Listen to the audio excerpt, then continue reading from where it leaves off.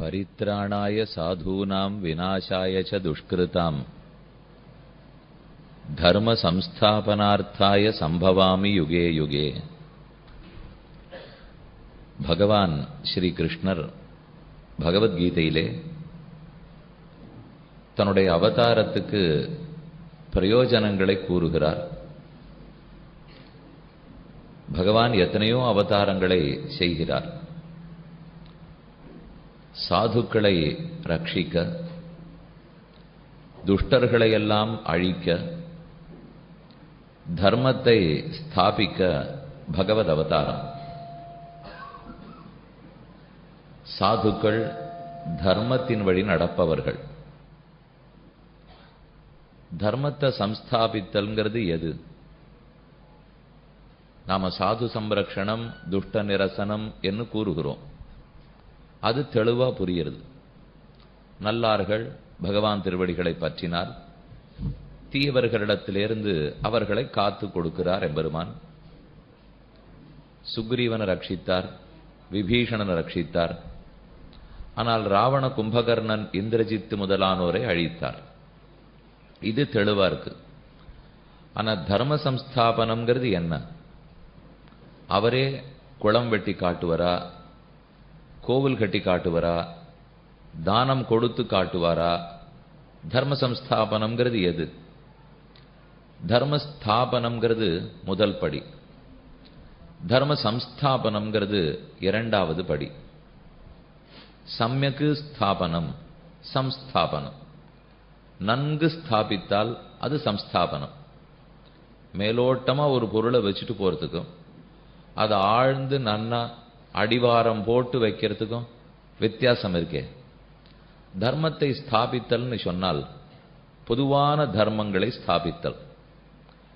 பகவானே வேத சாஸ்திரத்தின் மூலமாக மாதா பிதாக்களை ரட்சிக்க வேணும், தெய்வமாக மதிக்க வேணும், சத்தியமே பேச வேண்டும், பிறர் பொருளுக்கு ஆசைப்படக்கூடாது, அஹிம்சையை கடைப்பிடிக்க வேண்டும்.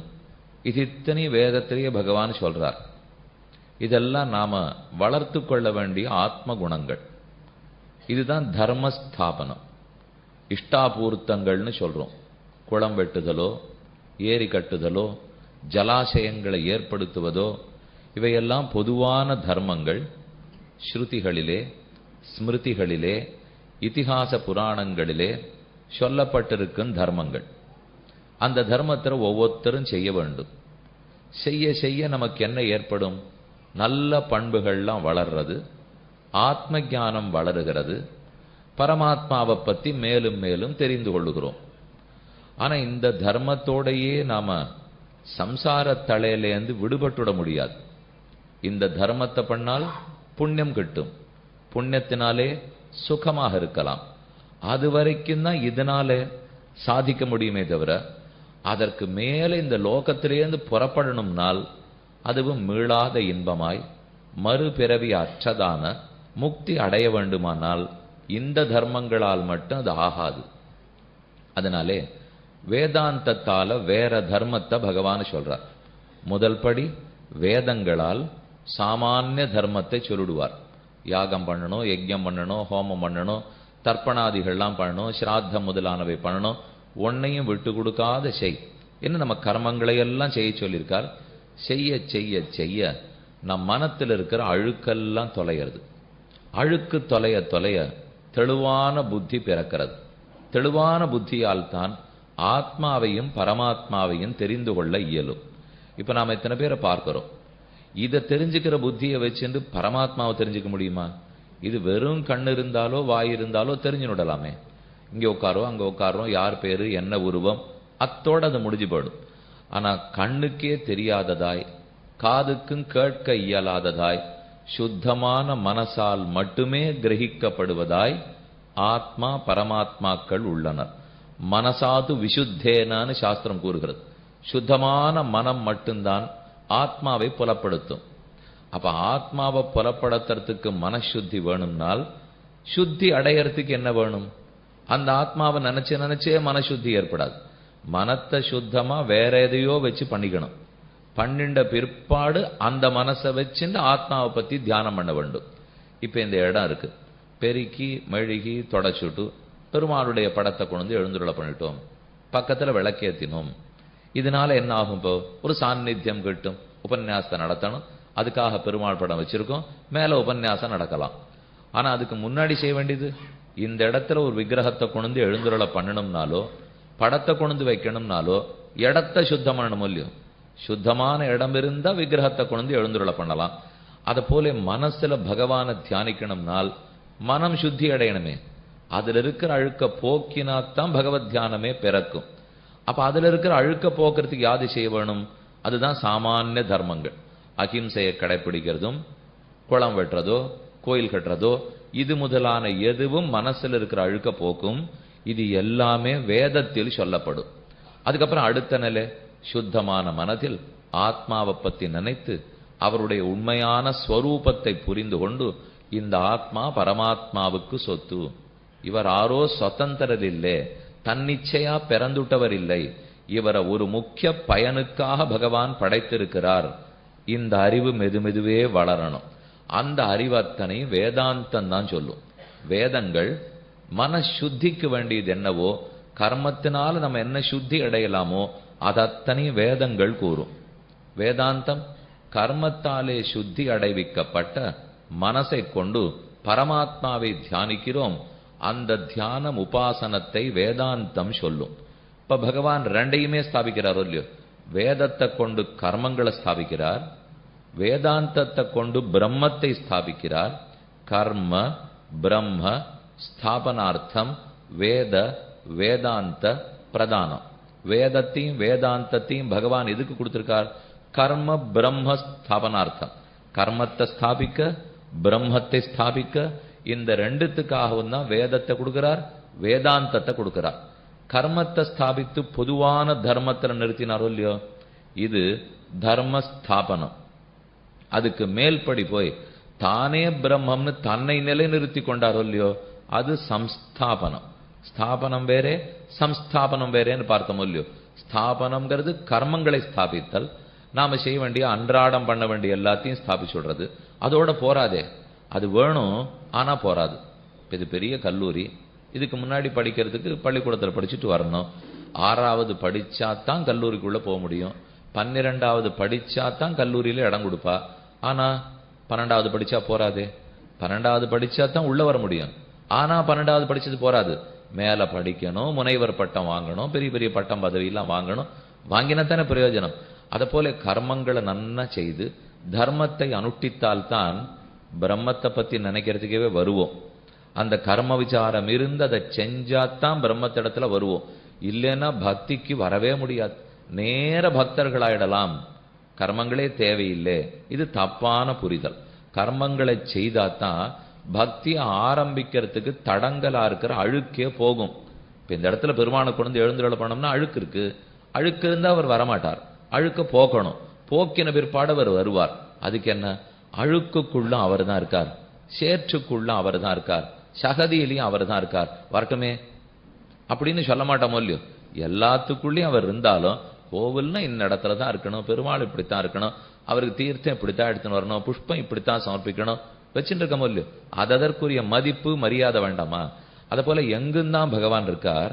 நான் அழுக்கான மனசோடையே இருக்கேன், அதாலேயே பிரம்மத்தை பிடிச்சுட்டா என்ன? இப்போ எதுக்கு சுத்தமான மனசு வேணும்னு இப்ப நம்ம கேட்கிறோம். கேட்கலையே நாங்க என்ன நீங்க சொல்லலாம். ஆனா கேட்கிறோங்கிறது அடியேன்னு சொன்னா இப்ப நீங்க கோச்சு கூடாது. அழுக்கான மனசோட தான் பிரம்மத்தை தியானிப்போம் நாம நினைச்சுட்டு இருக்கோம். அதனாலதான் தியானம் சித்திக்கவே மாட்டேங்கிறது.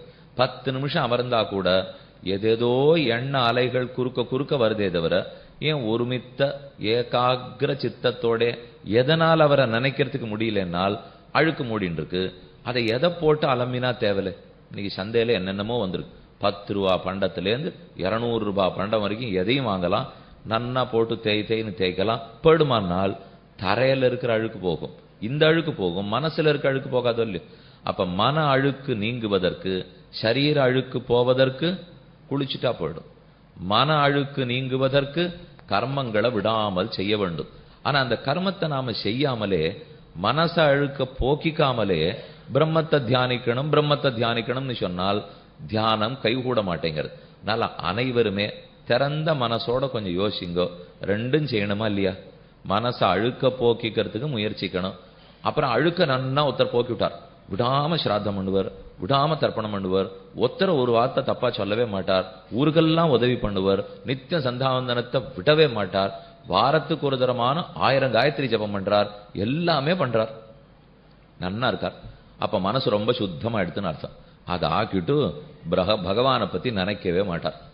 இப்படின்னு விட்டா அப்ப நன்னா இதை பெருக்கி தொடிச்சு முழுகி கோலம் போட்டுட்டு பெருமாள் படமே கொண்டு வரலன்னா அதுவும் பிரயோஜனம் இல்லையோ இல்லையோ. அப்ப இது இருந்தா தான் அதுக்கு போக முடியும். ஆனா கர்மமே போராது. கர்மம் இருந்தால்தான் பிரம்மத்திடத்துல போக முடியும். ஆனா கர்மத்தோட நிறுத்திடக்கூடாது. ஆனா நிறுத்த மாட்டான்னு வச்சுங்க. மனசு அவ்வளவு சுத்தம் ஆயிடுத்துன்னா அது வெறுமை இருக்காது. சுத்தமான மனசு நிச்சயமா தன்னை யாருன்னு புரிஞ்சுடும். இந்த ஆத்மா பரமாத்மாவுக்கு தொண்டன்னு தெரிஞ்சு போயிடும். தெரிஞ்ச பிற்பாடு அவனுக்கு பிடிச்சதை செய்யாது இருப்போமா, அவரை தியானிக்காமல் தான் இருக்கமா. ரொம்ப சிரமப்பட்டு 5, 6, 8 வருஷம் ஆச்சு கல்யாணம் ஆகி, ஒன்னும் புத்திர பாக்கியம், பொன் குழந்தை பிறக்கலே, பிள்ளை குழந்தை பிறக்கலே, சிரமப்பட்டுண்டா, போகாத கோவில் இல்லை, வேண்டாத தெய்வம் இல்லை, எல்லாம் வேண்டி சிரமப்பட்டு குழந்தைய நன்னா பாதுகாத்து 10 மாசம் ஆச்சு, குழந்தை வந்து பிறந்தாச்சு. அது வரைக்கும் சிரமம். பிறந்த பிற்பாடு பால் ஊட்டல, சோறு ஊட்டல, குளிப்பாட்டல, அதுக்கு ஒண்ணுமே பண்ணல. இது கூட யாரான் இருப்பாளான்னா, இவ்வளவு மெனக்கட்டு பெத்த பிற்பாடு அதற்குரிய அதை செய்யத்தானே செய்வா. அப்ப மனசு சுத்தி அடைந்த பிற்பாடு கண்டிப்பா தியானிக்காம இருக்க மாட்டோம். இதத்தான் ஸ்தாபனம் சம்ஸ்தாபனம்னு ரெண்டா வச்சுங்க. தர்மத்தை ஸ்தாபிக்கிறார், தன்னை சம்ஸ்தாபித்து கொள்ளுகிறார். தர்மம் கர்மங்கள் மூலம்தான் என்னை வந்து நீ அடைய முடியும், ஆனா அதனாலேயே என்னை வந்து அடைஞ்சுடுறதுக்கு முடியாது. இதத்தான் தர்ம சம்ஸ்தாபனார்த்தாய சம்பவாமி யுகே யுகேன்னு கண்ணன் கூறியிருக்கார். இந்த சம்ஸ்தாபனத்துக்கு அவர் பண்ற பெரிய உதவி எது? வேதாந்தத்தை நமக்கு பரிசா கொடுத்ததுதான். அதுதான் மார்க்கதரிசி. நாம இந்த மார்க்கத்துல போகணும்னு ஒருத்தர் சொல்லணும் இல்லையோ, நமக்கா எப்படி செய்யணும்னு தெரியாதே. நம்ம எல்லாரும் வந்துட்டோம், மழை பெஞ்சது, கீழே தான் ஏற்பாடு பண்ணிட்டு இருந்தா, எல்லாரும் சுத்தி நின்றுட்டே இருப்போம். என்ன பண்ண போறா கேட்டுட்டே இருப்போம். ஆனா நம்ம யாரும் முடிவெடுக்க முடியாது. யாரோ ஒருத்தர் இங்க நிர்வாகம் பண்றேன்னு ஒப்புன்னு இருக்காரோ இல்லையோ, அவர் முடிவெடுக்கணும். இனிமே இங்க காத்துட்டு இருக்க போறது இல்லை, மேல போறோம். இது ஒருத்தர் சொன்னா தான் கிளம்ப முடியும். அது வரைக்கும் நமக்கும் தெரியும் மழை பெய்யுறது, இங்க இருக்கு அங்க இருக்குன்னு தவிர எல்லாரும் முடிவெடுக்க முடியாது. முடிவை ஒருத்தர் எடுக்கணும், ஒருத்தர் வழிகாட்டணும். அதுக்கப்புறம் 100 பேர் வந்து இது வேண்டாம் போல் இருக்கேன்னுவா. அது வரைக்கும் ஒருத்தரும் சொல்ல மாட்டா. அதுக்கப்புறம் எல்லாரும் சொல்லுவா, அதெல்லாம் எடுத்தாச்சு முடிவு, இப்படிதான் போகணும்னா போனா வேலை முடிஞ்சு போயிடும். இல்லேன்னு பேசியிருந்தோம்னா கடைசியில் ஒண்ணு நடக்கவே நடக்காது. அத போல வேதம் முடிவெடுக்கிறது. பகவானுடைய முடிவு, இதுதான் உன் பாதை, இந்த வழியில தான் போறே, இதுதான் உனக்கு நல்லது. பெத்த குழந்தை ஒத்தொத்தனுக்கும் தாயார் தானே முடிவெடுத்திருக்கா. குழந்தை முடிவு எடுத்ததே இல்லையே. பிறந்த குழந்தைக்கு தாம் பால் குடிக்கிறதுக்கே தெரியாது, தன் மலமூத்திரத்தை கழுவி கொள்றது கூட தெரியாது. அப்ப ஒன்னொன்னும் குழந்தைக்காக ஆர் முடிவெடுத்தா? பெற்றவள். அந்த பெற்றவர் தான் நமக்கு வேதமும் வேதாந்தமும். அதனாலதான் சொல்லும் போதே மாதா பிதாக்கள் 1000 பேர் தராசு ஒரு தட்டுல வச்சிருக்கோம். நம்ம தாய் தந்தையர்கள் 1000 பேரை தராசுல ஒரு தட்டுல வச்சுட்டு வேதத்தை இன்னொரு தட்டுல வச்சா அந்த 1000 பேரை விட இது நமக்கு நல்லது பண்ணுமா. அவ எல்லாரும் ஒருத்தருக்கு ஒரு அப்பமா தான் இருக்க முடியும். அப்படின்னா 1000 பேர் இருந்தா எத்தனை அன்பை பொழிவா? ஒருத்தருடைய அன்பே இத்தனை. 1000 பேர் சேர்த்து அன்பை பொழிந்தாலும் அதை விட வேதமும் வேதாந்தமும் நமக்கு நிறைய அன்பை பொழிகிறதுனால் அதுல முதல்ல உறுதியான நம்பிக்கை வேணும். அது எனக்கு நல்லதைத்தான் சொல்லும். நான் கண்டபடிக்கு அதை கேள்வி கேட்க மாட்டேன். அது என்னமோ சொல்றதே என்னால் எனக்கு பிடிச்சிருக்கு பிடிக்கலன்னு பார்க்க மாட்டேன்.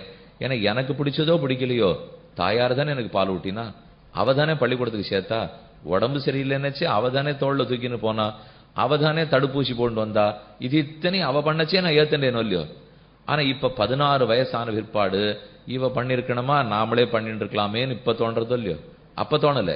அப்பன்னா தோணி எம்பாட்ட நான் பார்த்துட்டு இருக்கணும். எப்ப சார்ந்து இருக்கிறோமோ அப்ப நம்ம முடிவெடுக்கணுங்கிற தைரியமே வரதில்லை. சார்ந்து இருக்கிறதுலேருந்து விலகிட்டோம்னு தோணுன உடனே நம்ம முடிவை நாம பார்த்துக்கலாமே, இனிமே இன்னொருத்தர் எதுக்கு நமக்காக பண்ணணும் என்கிற தோன்றுதல் வரும். அதே போல பகவானை சார்ந்திருக்கோங்கிற நினைவு இருக்கிற வரைக்கும், வேதம் சார்ந்திருக்கோம் நினைவு இருந்தா அது சொன்னது எல்லாத்தையும் கேட்போம். நான் பிரம்மத்தை சார்ந்து இருக்கலேங்கிற நினைவு வந்துட்டா அப்ப வேதம் சொன்னதை கேட்க மாட்டோம். இந்த இடத்துல நீங்க ஒரு சின்ன யோசிச்சு பார்க்கணும். அப்பாவா உள்ளத்தை தொட்டு யோசிச்சு பார்க்கணும். நம்ம எல்லாரும் பகவானை ஒத்துக்கிறோம். எம்பெருமான் இருக்கார், பிரம்மம் இருக்கார், அவர் தான் ஜெகத்தை படைக்கிறார், காக்கிறார், அழிக்கிறார், எல்லாம் ஒத்துக்கும். அவருடைய வார்த்தை தான் வேதம்.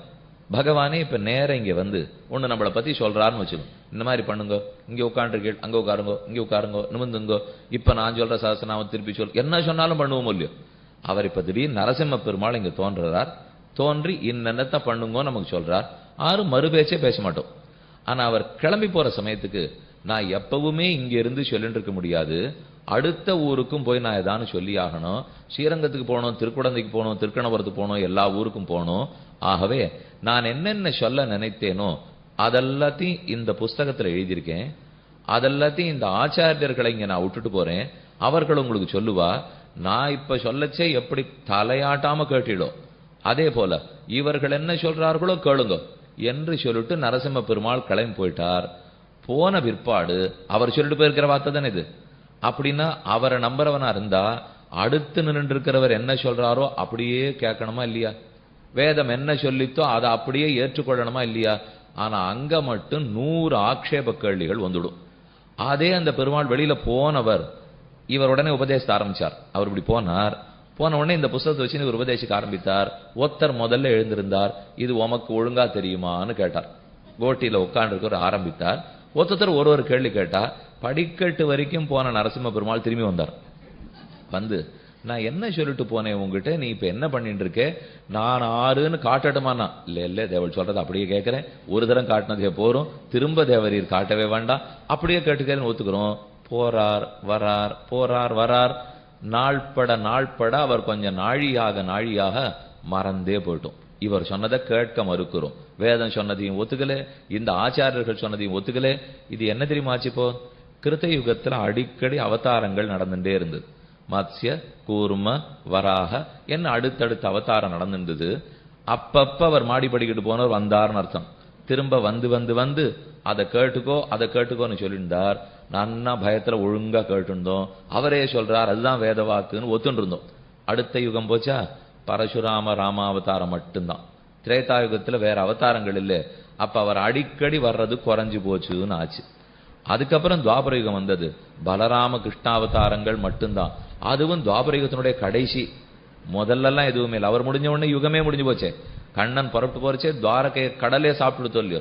அதனால அது துவாபர யுகத்தினுடைய கடைசியில நடந்துட்டபடியால் அது வரைக்கும் இன்னும் நமக்கு ஸ்ரத்த குறைஞ்சுது. கலியுகத்துல இல்லை, அவதாரமே இப்ப அவர் பண்ண போறது இல்லை. கண்ணுக்கு நேர பகவான் எழுந்துடுறது இல்லை.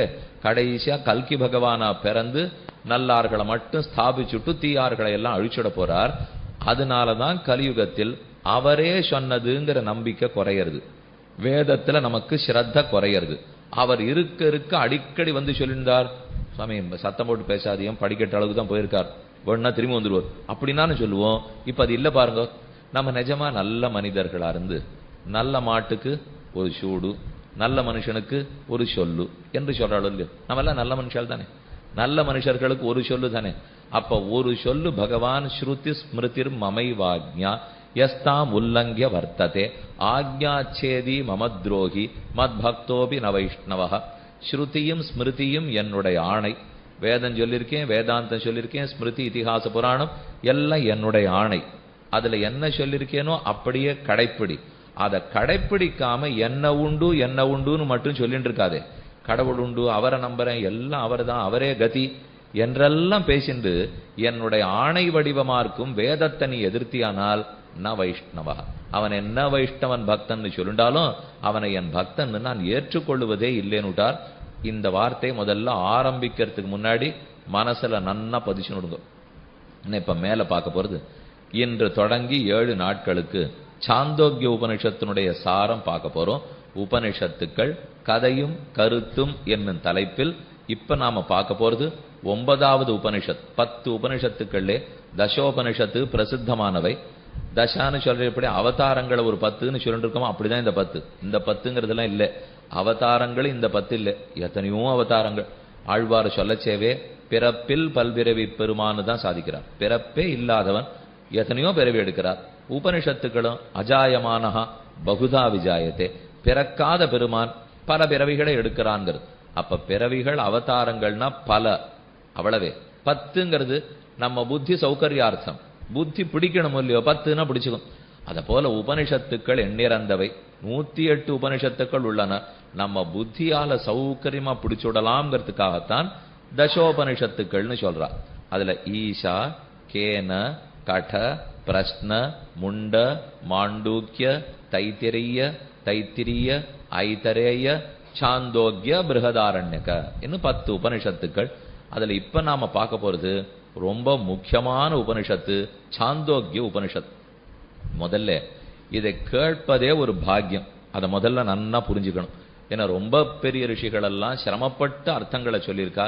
நம்ம ஆச்சாரியர்கள், அதுவும் வேதவியாசர் பிரம்மசூத்திரத்திலே இங்கு அங்கு என்னாது எங்கெங்க எந்தெந்த சூத்திரத்துக்கு அர்த்தம் சொல்லணும்னாலும் பிரமாணமா மேற்கோளை எடுக்கிறார்னால் வரிசையா அதுக்கு வியாக்கியானம் பண்ற ஆதிசங்கர பகவத் பாதரா இருக்கட்டும், பகவத் ராமானுஜாச்சாரியரா இருக்கட்டும், மத்வ மகாச்சாரியராக இருக்கட்டும், யாராக இருந்தாலும் சாந்தோக்கிய உபனிஷத்துங்கிறது அப்பப்ப அவளுக்கு ரொம்ப பிடிச்சு தொட்டுக்கிற ஒரு பண்டம்.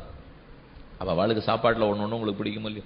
ஒருத்தருக்கு வத்த குழம்பு தான் பிடிக்கும், ஒருத்தருக்கு மோர் குழம்பு தான் பிடிக்கும், ஒருத்தருக்கு இன்ன கறிமுது தான் பிடிக்கும். அது என்னவோ அது வாரத்துக்கு 3 நாளானும் உண்டு. அதுலயே அது கொஞ்சம் அது ரொம்ப பிடிச்சிருன்னு வச்சுங்க, அதுவே தான் குழம்பு போடுறதுக்கு, அதுவே கரிமிது, அதுவே கூட்டு, அதுலயே பச்சடி, எல்லாமே அதே. ஏன்னா அதுதான் அவருக்கு ரொம்ப பிடிச்சிருக்கு. எது நமக்கு பிடிச்சிருக்கோ அது எத்தனை தரம் தொட்டுக்கணுமோ தொட்டுப்போமோ இல்லையோ. வேதவியாசருக்கு என்னமோ தெரியல, சாந்தோக்கியம் தான் ரொம்ப பிடிச்ச உணவு போல் இருக்கு. அதனால எப்ப தொட்டாலும் ஒருத்தருக்கு லட்டு பிடிக்கிறது, ஒருத்தருக்கு காரா பூந்தி பிடிக்கிறது, ஒருத்தருக்கு பாதுஷா பிடிக்கிறது, அடிக்கடி அதை பண்ணி வச்சுன்னு சாப்பிட்டுட்டே இருப்பாள். அது இல்லாட்டா மற்றொன்னு இறங்கவே இறங்காது. உணவுல கூட நன்னா பிரசாதம் பிசிஞ்சுடுவோம், அது இன்ன தொட்டுக்கிறது இருந்தா தான் இது உள்ள போகும்.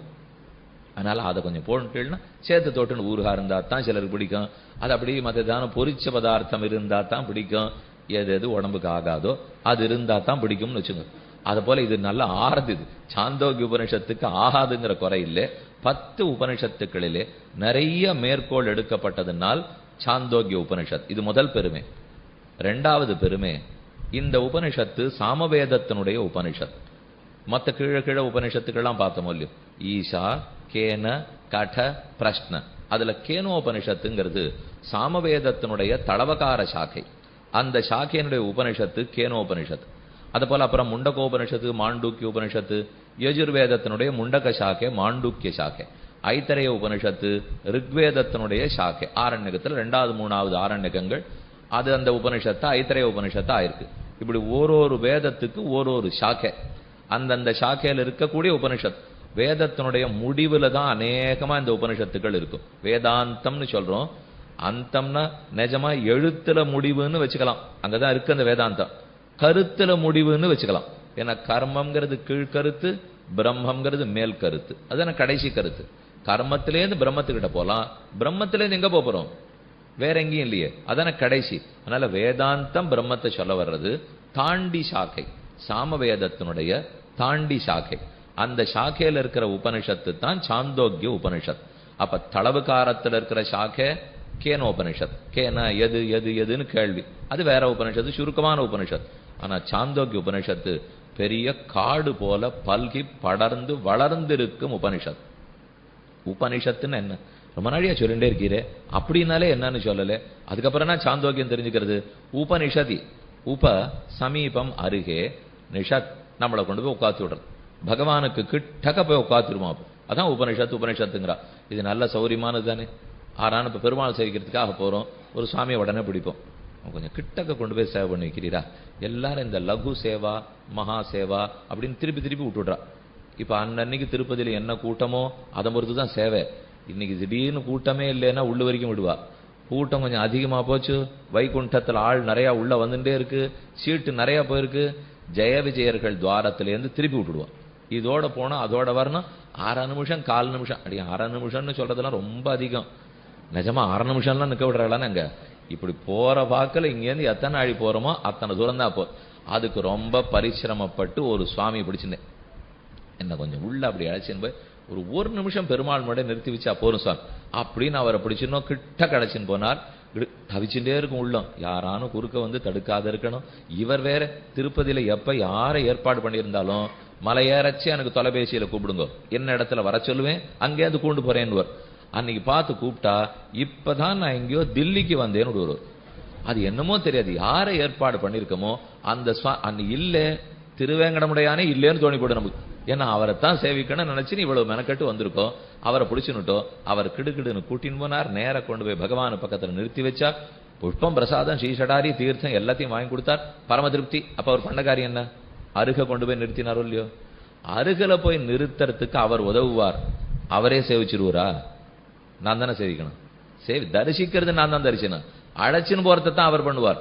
அதே போல உபனிஷத்து பக்கத்துல கொண்டு போய் நிறுத்திடும். அதுக்கு மேல அது ஒண்ணும் செய்யாது. பகவான் எப்படி இருப்பார், நீர் எப்படி போலாம், கிட்டக்கவா தூரக்க போகாதே, இதெல்லாம் சொல்லும், நமக்கு வேண்டியதெல்லாம் சொல்லும். ஆனா வந்த பிற்பாடு அதையும் உபனிஷத்துட்டே விட்டுட்டா தரிசனமும் அது செய்யாது. தரிசிப்பிக்கும், தான் தரிசிக்காது. நம்மள தரிசனம் பண்ண வைக்கிறதுக்கு வேண்டிய உதவிகள் எல்லாம் பண்ணும். தாண்டி சாக்கை மொத்தமே இப்போதைக்கு இந்த சின்ன சின்ன சாக்கைகள் கிடைச்சாலும் மொத்தமா சாமவேதத்துல இப்ப கிடைச்சிருக்கிறது 3 சாக்கைகள் தான். இப்ப உங்களுக்கு தெரிஞ்சிருக்கிற சாக்கை 997 சாக்கை காணும். சாமவேதத்துல மொத்தம் 1000 சாக்கைகள். அதுல 997 சாக்கை இல்ல, 3 சாக்கை இருக்கு. இப்பவும் ஜெய்மினி சாக்கை இருக்கு, கௌதம சாக்கை இருக்கு, ராணாயணி சாக்கை இருக்கு. இந்த சாக்கையெல்லாம் ரொம்ப பிரசித்தமா ஓதப்பட்டு வருகிறது. இதை தெரிஞ்சவர்கள் இருக்கா, சொல்லி கொடுத்துட்டு இருக்கிற ஆள் இருக்கா.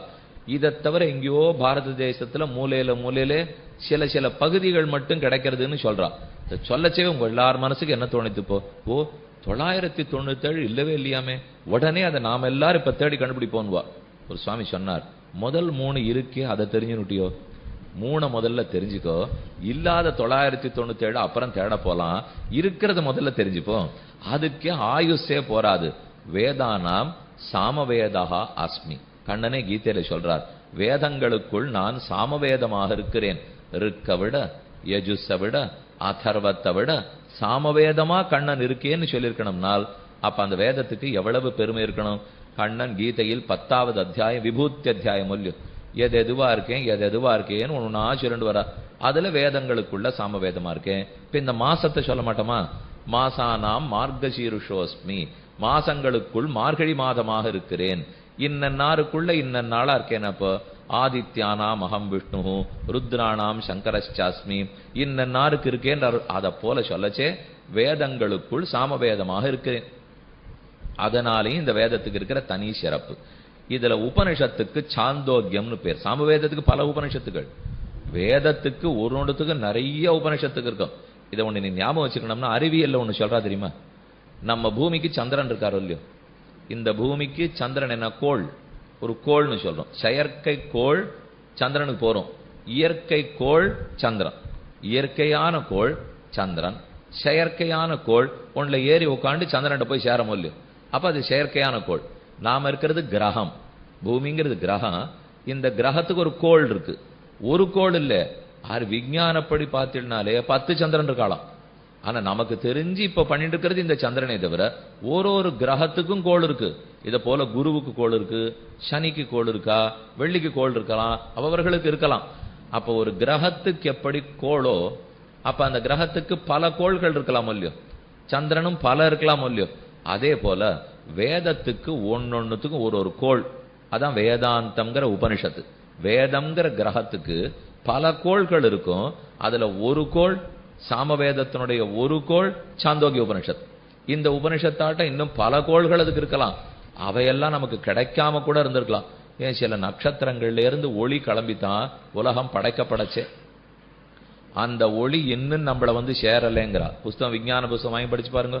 சூரியனுடைய ஒளி வந்துடுது, சந்திரனுடைய ஒளி வந்திருக்கு, இதெல்லாம் கிட்டக்க இருக்கான். நினைச்சே பார்க்க முடியாத தூரத்துல நட்சத்திரங்கள்லாம் இருக்கான். அங்கிருந்து உலகம் படைக்கப்பட ஆரம்பிக்கிறச்சே ஒளி புறப்புதான். நம்மள இன்னும் அந்த அடையாளம்னா ஒளியினுடைய வேகம் தெரியுமோ இல்லையோ, அது போட்டு காட்டுவாள். இத்தனையில இத்தனை, அது தலையில இத்தனை, இதுதான் அதனுடைய வேகம்ங்கிறாளோ இல்லையோ. அத்தனை வேகத்துல அது நித்தியம் பிரயாணப்பட்டுட்டே இருக்கு. எத்தனை கோடி வருஷங்கள் ஆயிருக்கும் உலகம் படைக்கப்பட்டு, அத்தனை கோடி வருஷங்கள் பிரயாணப்பட்டு இன்னும் நம்மள வந்து அடையலைன்னால் அப்ப தூரம் எவ்வளவுன்னு பாத்துக்கணும். எங்கோ இருக்கு நட்சத்திரம், நமக்கு தெரியக்கூட தெரியாது. இந்த இத்தனை கிரகங்கள்ங்கிறது இப்ப கண்டுபிடிச்சு வச்சுட்டு இருக்கா. இன்னும் அப்பப்ப கிரகங்கள்லாம் கண்டுபிடிக்கிறா. இப்ப இத்தனை கிரகங்களா இருந்ததுல ஒரு கிரகம் இனிமே வேண்டான்னு கழிச்சுட்டா தெரியுமோ. இப்ப சமீபத்துல ஒண்ணு வேண்டான்னுட்டா. இன்னுமே பிள்ளைகள் புஸ்தகத்துல வேற மாதிரி இருக்கும். அப்ப படிச்சதெல்லாம் நம்ம படிக்கும் போது வேற. இப்ப இதை மாத்திட்டு அதுக்கு சமீபத்துல ஒரு கிரகத்தை இப்ப கண்டுபிடிச்சுட்டா. இனிமே அந்த கிரகத்தை சேர்த்துக்கோங்கிறா. அப்ப ஒன்னொன்னு மாறிண்டே வருது பாருங்க. தெரியாது நமக்கு பிரபஞ்சம் எவ்வளவு பெருசா இருக்கு, அதை பிரம்மம் எப்படி படைத்து அழித்து காக்கிறார். அதை அழைக்கிறதுக்காக படைக்கிறதுக்காகத்தான் இந்த வேதத்தையே வச்சுருக்காரு. அந்த வேதத்துக்கு வேதாந்தம்ங்கிறது உபனிஷத்து. எப்படி கிரகத்துக்கு கோள்களோ அதை போல இந்த வேதத்துக்கு உபனிஷத்து சாந்தோக்கிய உபனிஷத்து. சாந்தோக்கிய உபனிஷத்துக்கு மொத்தமா ஒரே கூலமா இருந்ததுன்னு வச்சுக்கோ, ரொம்ப புரியவே புரியாது. ஒரு புஸ்தகம் எடுத்துட்டா அது என்னென்னலாம் இருக்கு, பொருளடக்கம் முதல்ல போடணும். அதைத்தான் முதல்ல படிச்சுடுவோம். படிச்சு முடிச்ச உடனே கடைசி பொருளடக்கம் என்னன்னு பார்த்துட்டு பக்கத்தை புரட்டின்னு போடுவோம். முதல்ல இருந்து நிறைய எழுதியிருக்காரு சுவாமி.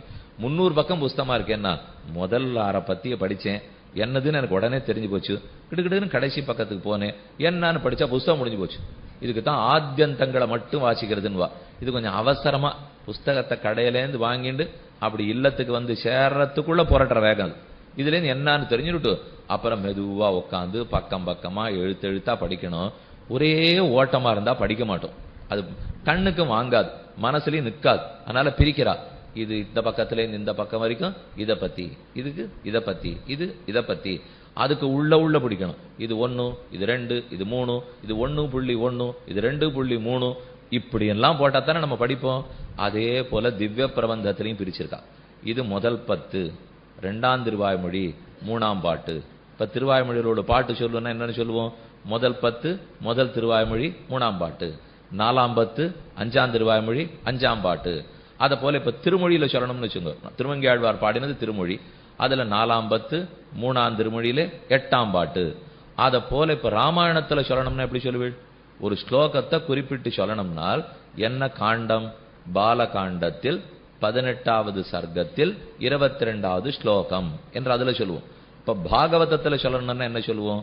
3வது ஸ்கந்தத்தில் 8வது அத்தியாயத்தில் 10வது ஸ்லோகம் அப்படி சொல்லுவோம்.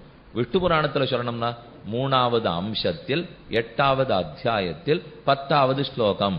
இதெல்லாம் ஒன்னொன்னா பிரிச்சு விட்டுருக்கா. பாரதத்துல சொல்லணும்னா இந்த பர்வத்தில் இந்த உபபர்வத்தில் இத்தனாவது அத்தியாயத்தில் இத்தனாவது ஸ்லோகம். இதே போல சாந்தோக்கிய உபனிஷத்துக்கும் பிரிவு இருக்கு. இது எதுக்கு சுவாமினால் அப்பதான் புத்தியில தங்கும். எல்லாம் ஒன்னா இருந்ததுன்னு வச்சுங்க, என்ன எது நடக்கிறதுன்னு இப்பவே புரியல. இது இத்தனையும் பிரிச்சு கொடுத்தாலே புரியல. இதுக்கு மேல பிரிக்காம வேற சொல்லிட்டு போயிருந்தாள்னா எங்க புரிஞ்சுப்போம்? அதனால பிரிச்சுட்டா. 8 பிரபாடகம்னு சொல்லலாம், அல்லது 8 அத்தியாயங்கள்னு சொல்லலாம்.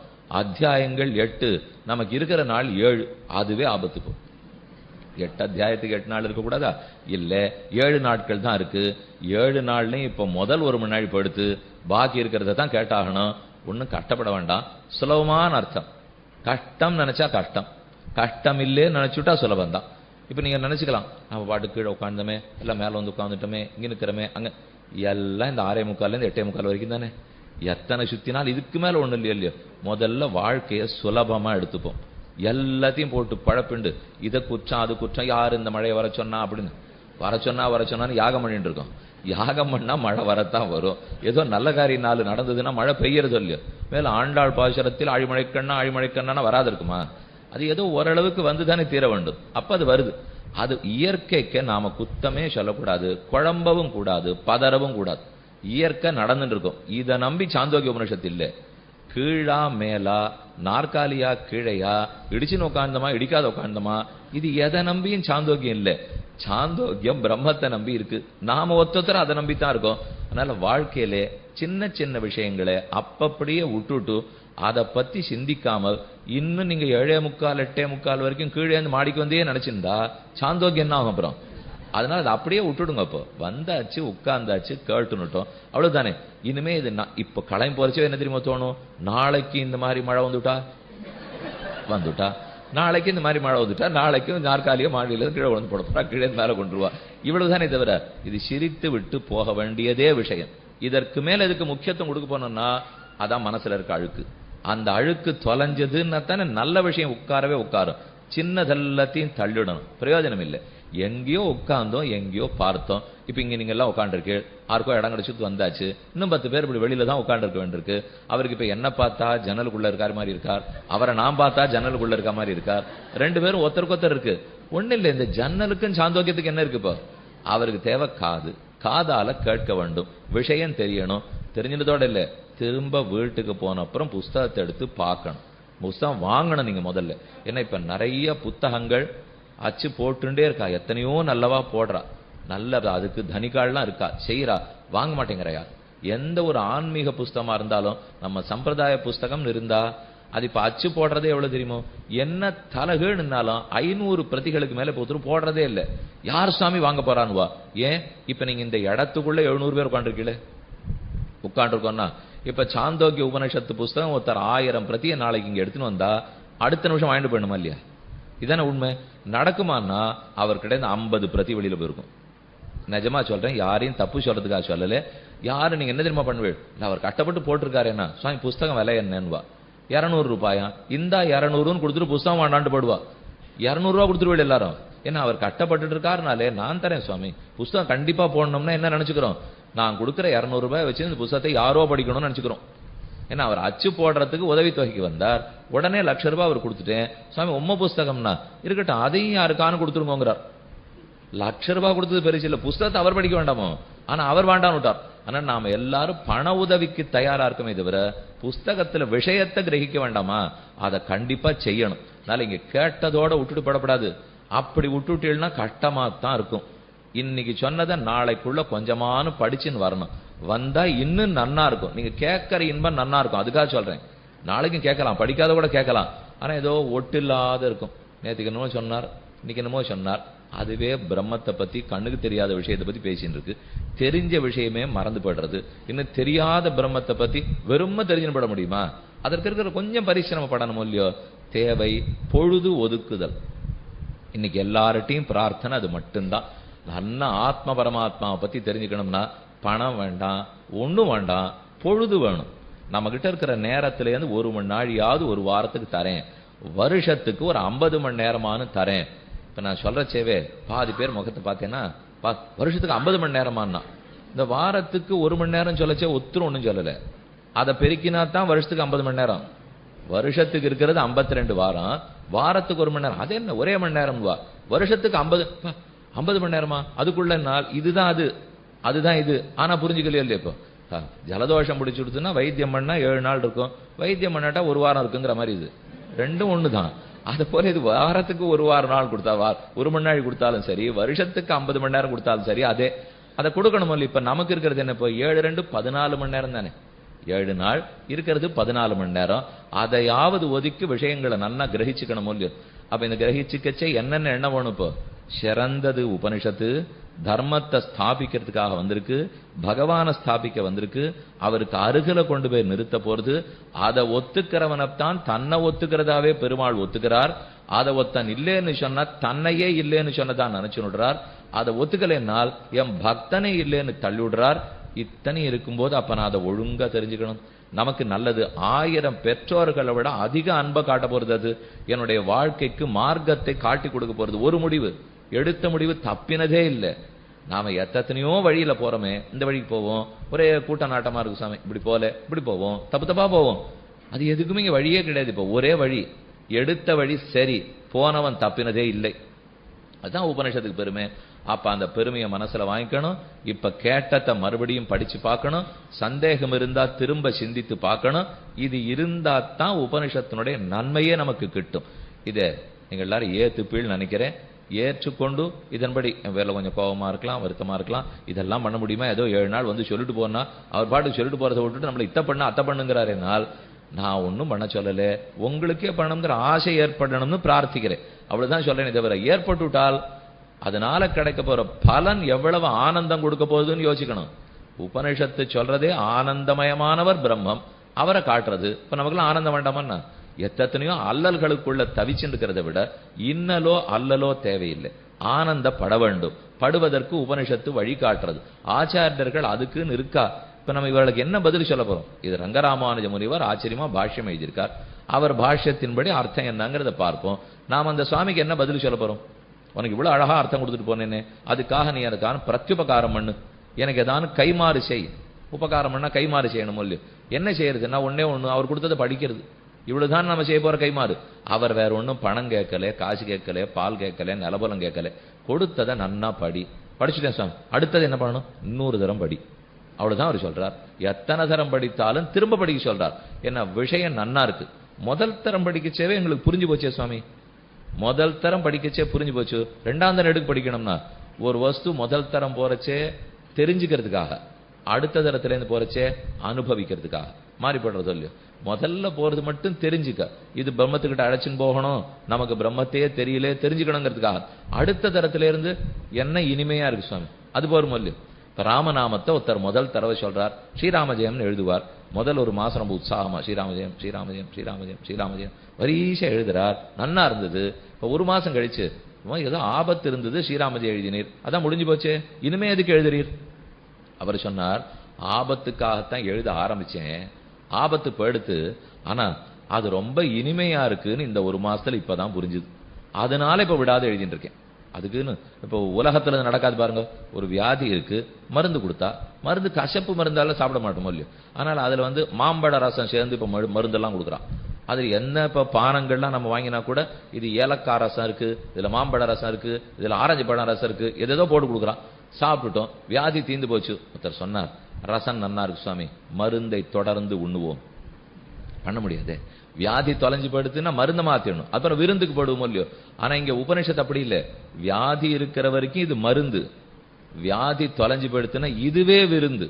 உலகத்துல மருந்து வேறையா இருக்கும், விருந்து வேறையா இருக்கும். ஆனா இது அப்படி இல்லை, எங்கிட்ட வியாதி இருக்கா மருந்து, வியாதி தொலைஞ்சு போச்சுன்னா விருந்தா இருக்கு. அப்ப எப்பவுமே இத்தையே சாப்பிட்டு இருக்கலாம். அதனாலதான் விடாம கிரந்தாவலோகனம் பண்ணிக்கொண்டு பூர்வாவலோகனம் உத்தராவலோகனம், முன்னாடி பாக்குறது பின்னாடி பாக்குறது, புஸ்தகத்தை படிக்க படிக்க அது தனி இன்பம். இன்னொன்னு பாருங்க, பொழுது நல்ல விதத்துல செலவழிஞ்சிருமோ இல்லையோ. இப்ப இதை படிக்கலேன்னா இதே நேரத்துல ஏதோ வம்பு தும்பு நிச்சயம் பேசியிருப்போம், யாரோத்தர் ஏதோ குறை சொல்லியிருப்பா, இருக்கவே இருக்க கைத்தொலைபேசியை வச்சுட்டு கதையா யார்கிட்டயோ பேசின்னு வந்திருக்க போறோம். அவ வேற சொல்றாளே, இன்னும் பேசுங்கோ இன்னும் பேசுங்கிறான், பேசிண்டே இருங்கோ, 1 பைசாவுக்கு பேசுங்கோ 2 பைசாவுக்கு பேசுங்கோ பேசுங்கோ. அதனால என்னாச்சு, இப்ப புஸ்தகமே படிக்கல. இது ஒன்னொன்னு உலகத்துல வளர வளர புத்தகம் படிக்கிற பழக்கம் குறைஞ்சுட்டே போறது. அதுக்கு இப்ப நிறைய புள்ளியியல் விவரங்கள்லாம் வெளியிட்டுட்டா, லோகத்திலே புஸ்தகம், அதுவும் உலக புஸ்தகத்தையே படிக்கிறது இல்லைன்னா இந்த புஸ்தகத்துக்கு ஆறு வரப்போறா, இப்போ ஆள் குறைவு தான். அப்ப என்ன அர்த்தம், இந்த ஆள் குறைச்சலா இருக்கு, அதனால வஸ்து சுமார்னு பொருள் கிடையாது. இப்போ ஆள் குறைச்சலா இருந்தாலும் வஸ்து ரொம்ப உயர்ந்தது. சின்ன சின்ன கடைகள்லாம் இருக்கும், ஒரே கூட்டமா இருக்கும், பெரிய நகைக்கடை ஒண்ணு வச்சிருக்கா, ஆளே இருக்காத மாதிரி இருக்கும். இவர் என்ன வியாபாரம் பண்றாரு, இவ்வளவு பெரிய கடை வச்சிருக்காரு, கட்டுப்படி ஆகுமா தெரியலையேன்னா, ஒருத்தர் உள்ள வந்துட்டு போனா 5 லட்சம் ரூபாய் வியாபாரம். அதான் அந்த கடை சின்ன கடையா இருக்கும், ஒரே கூட்டமா இருக்கும். ஆனா ஒருத்தர் வந்துட்டு போனா 500 ரூபாய்க்கு வியாபாரம். அதுக்குன்னு இந்த கடை வசதியா எடுப்பது இல்லை, அந்த தடை தாழ்ந்ததா எடுப்பது இல்லை. 5ஆவதுல பார்த்தோம்னா 65 குழந்தைகள் உட்காந்துருக்கா, முனைவர் பட்டத்துல 6 பேர் தான் உட்காந்துருப்பா. அது மட்டமானா இதுல வஸ்து போயிடுறதா, அப்படி அர்த்தம் இல்லை. இப்போ ஆள் குறைஞ்சு போயிட்டதுக்காக வஸ்து குறைஞ்சு விடாது, இன்னும் உயர்றது.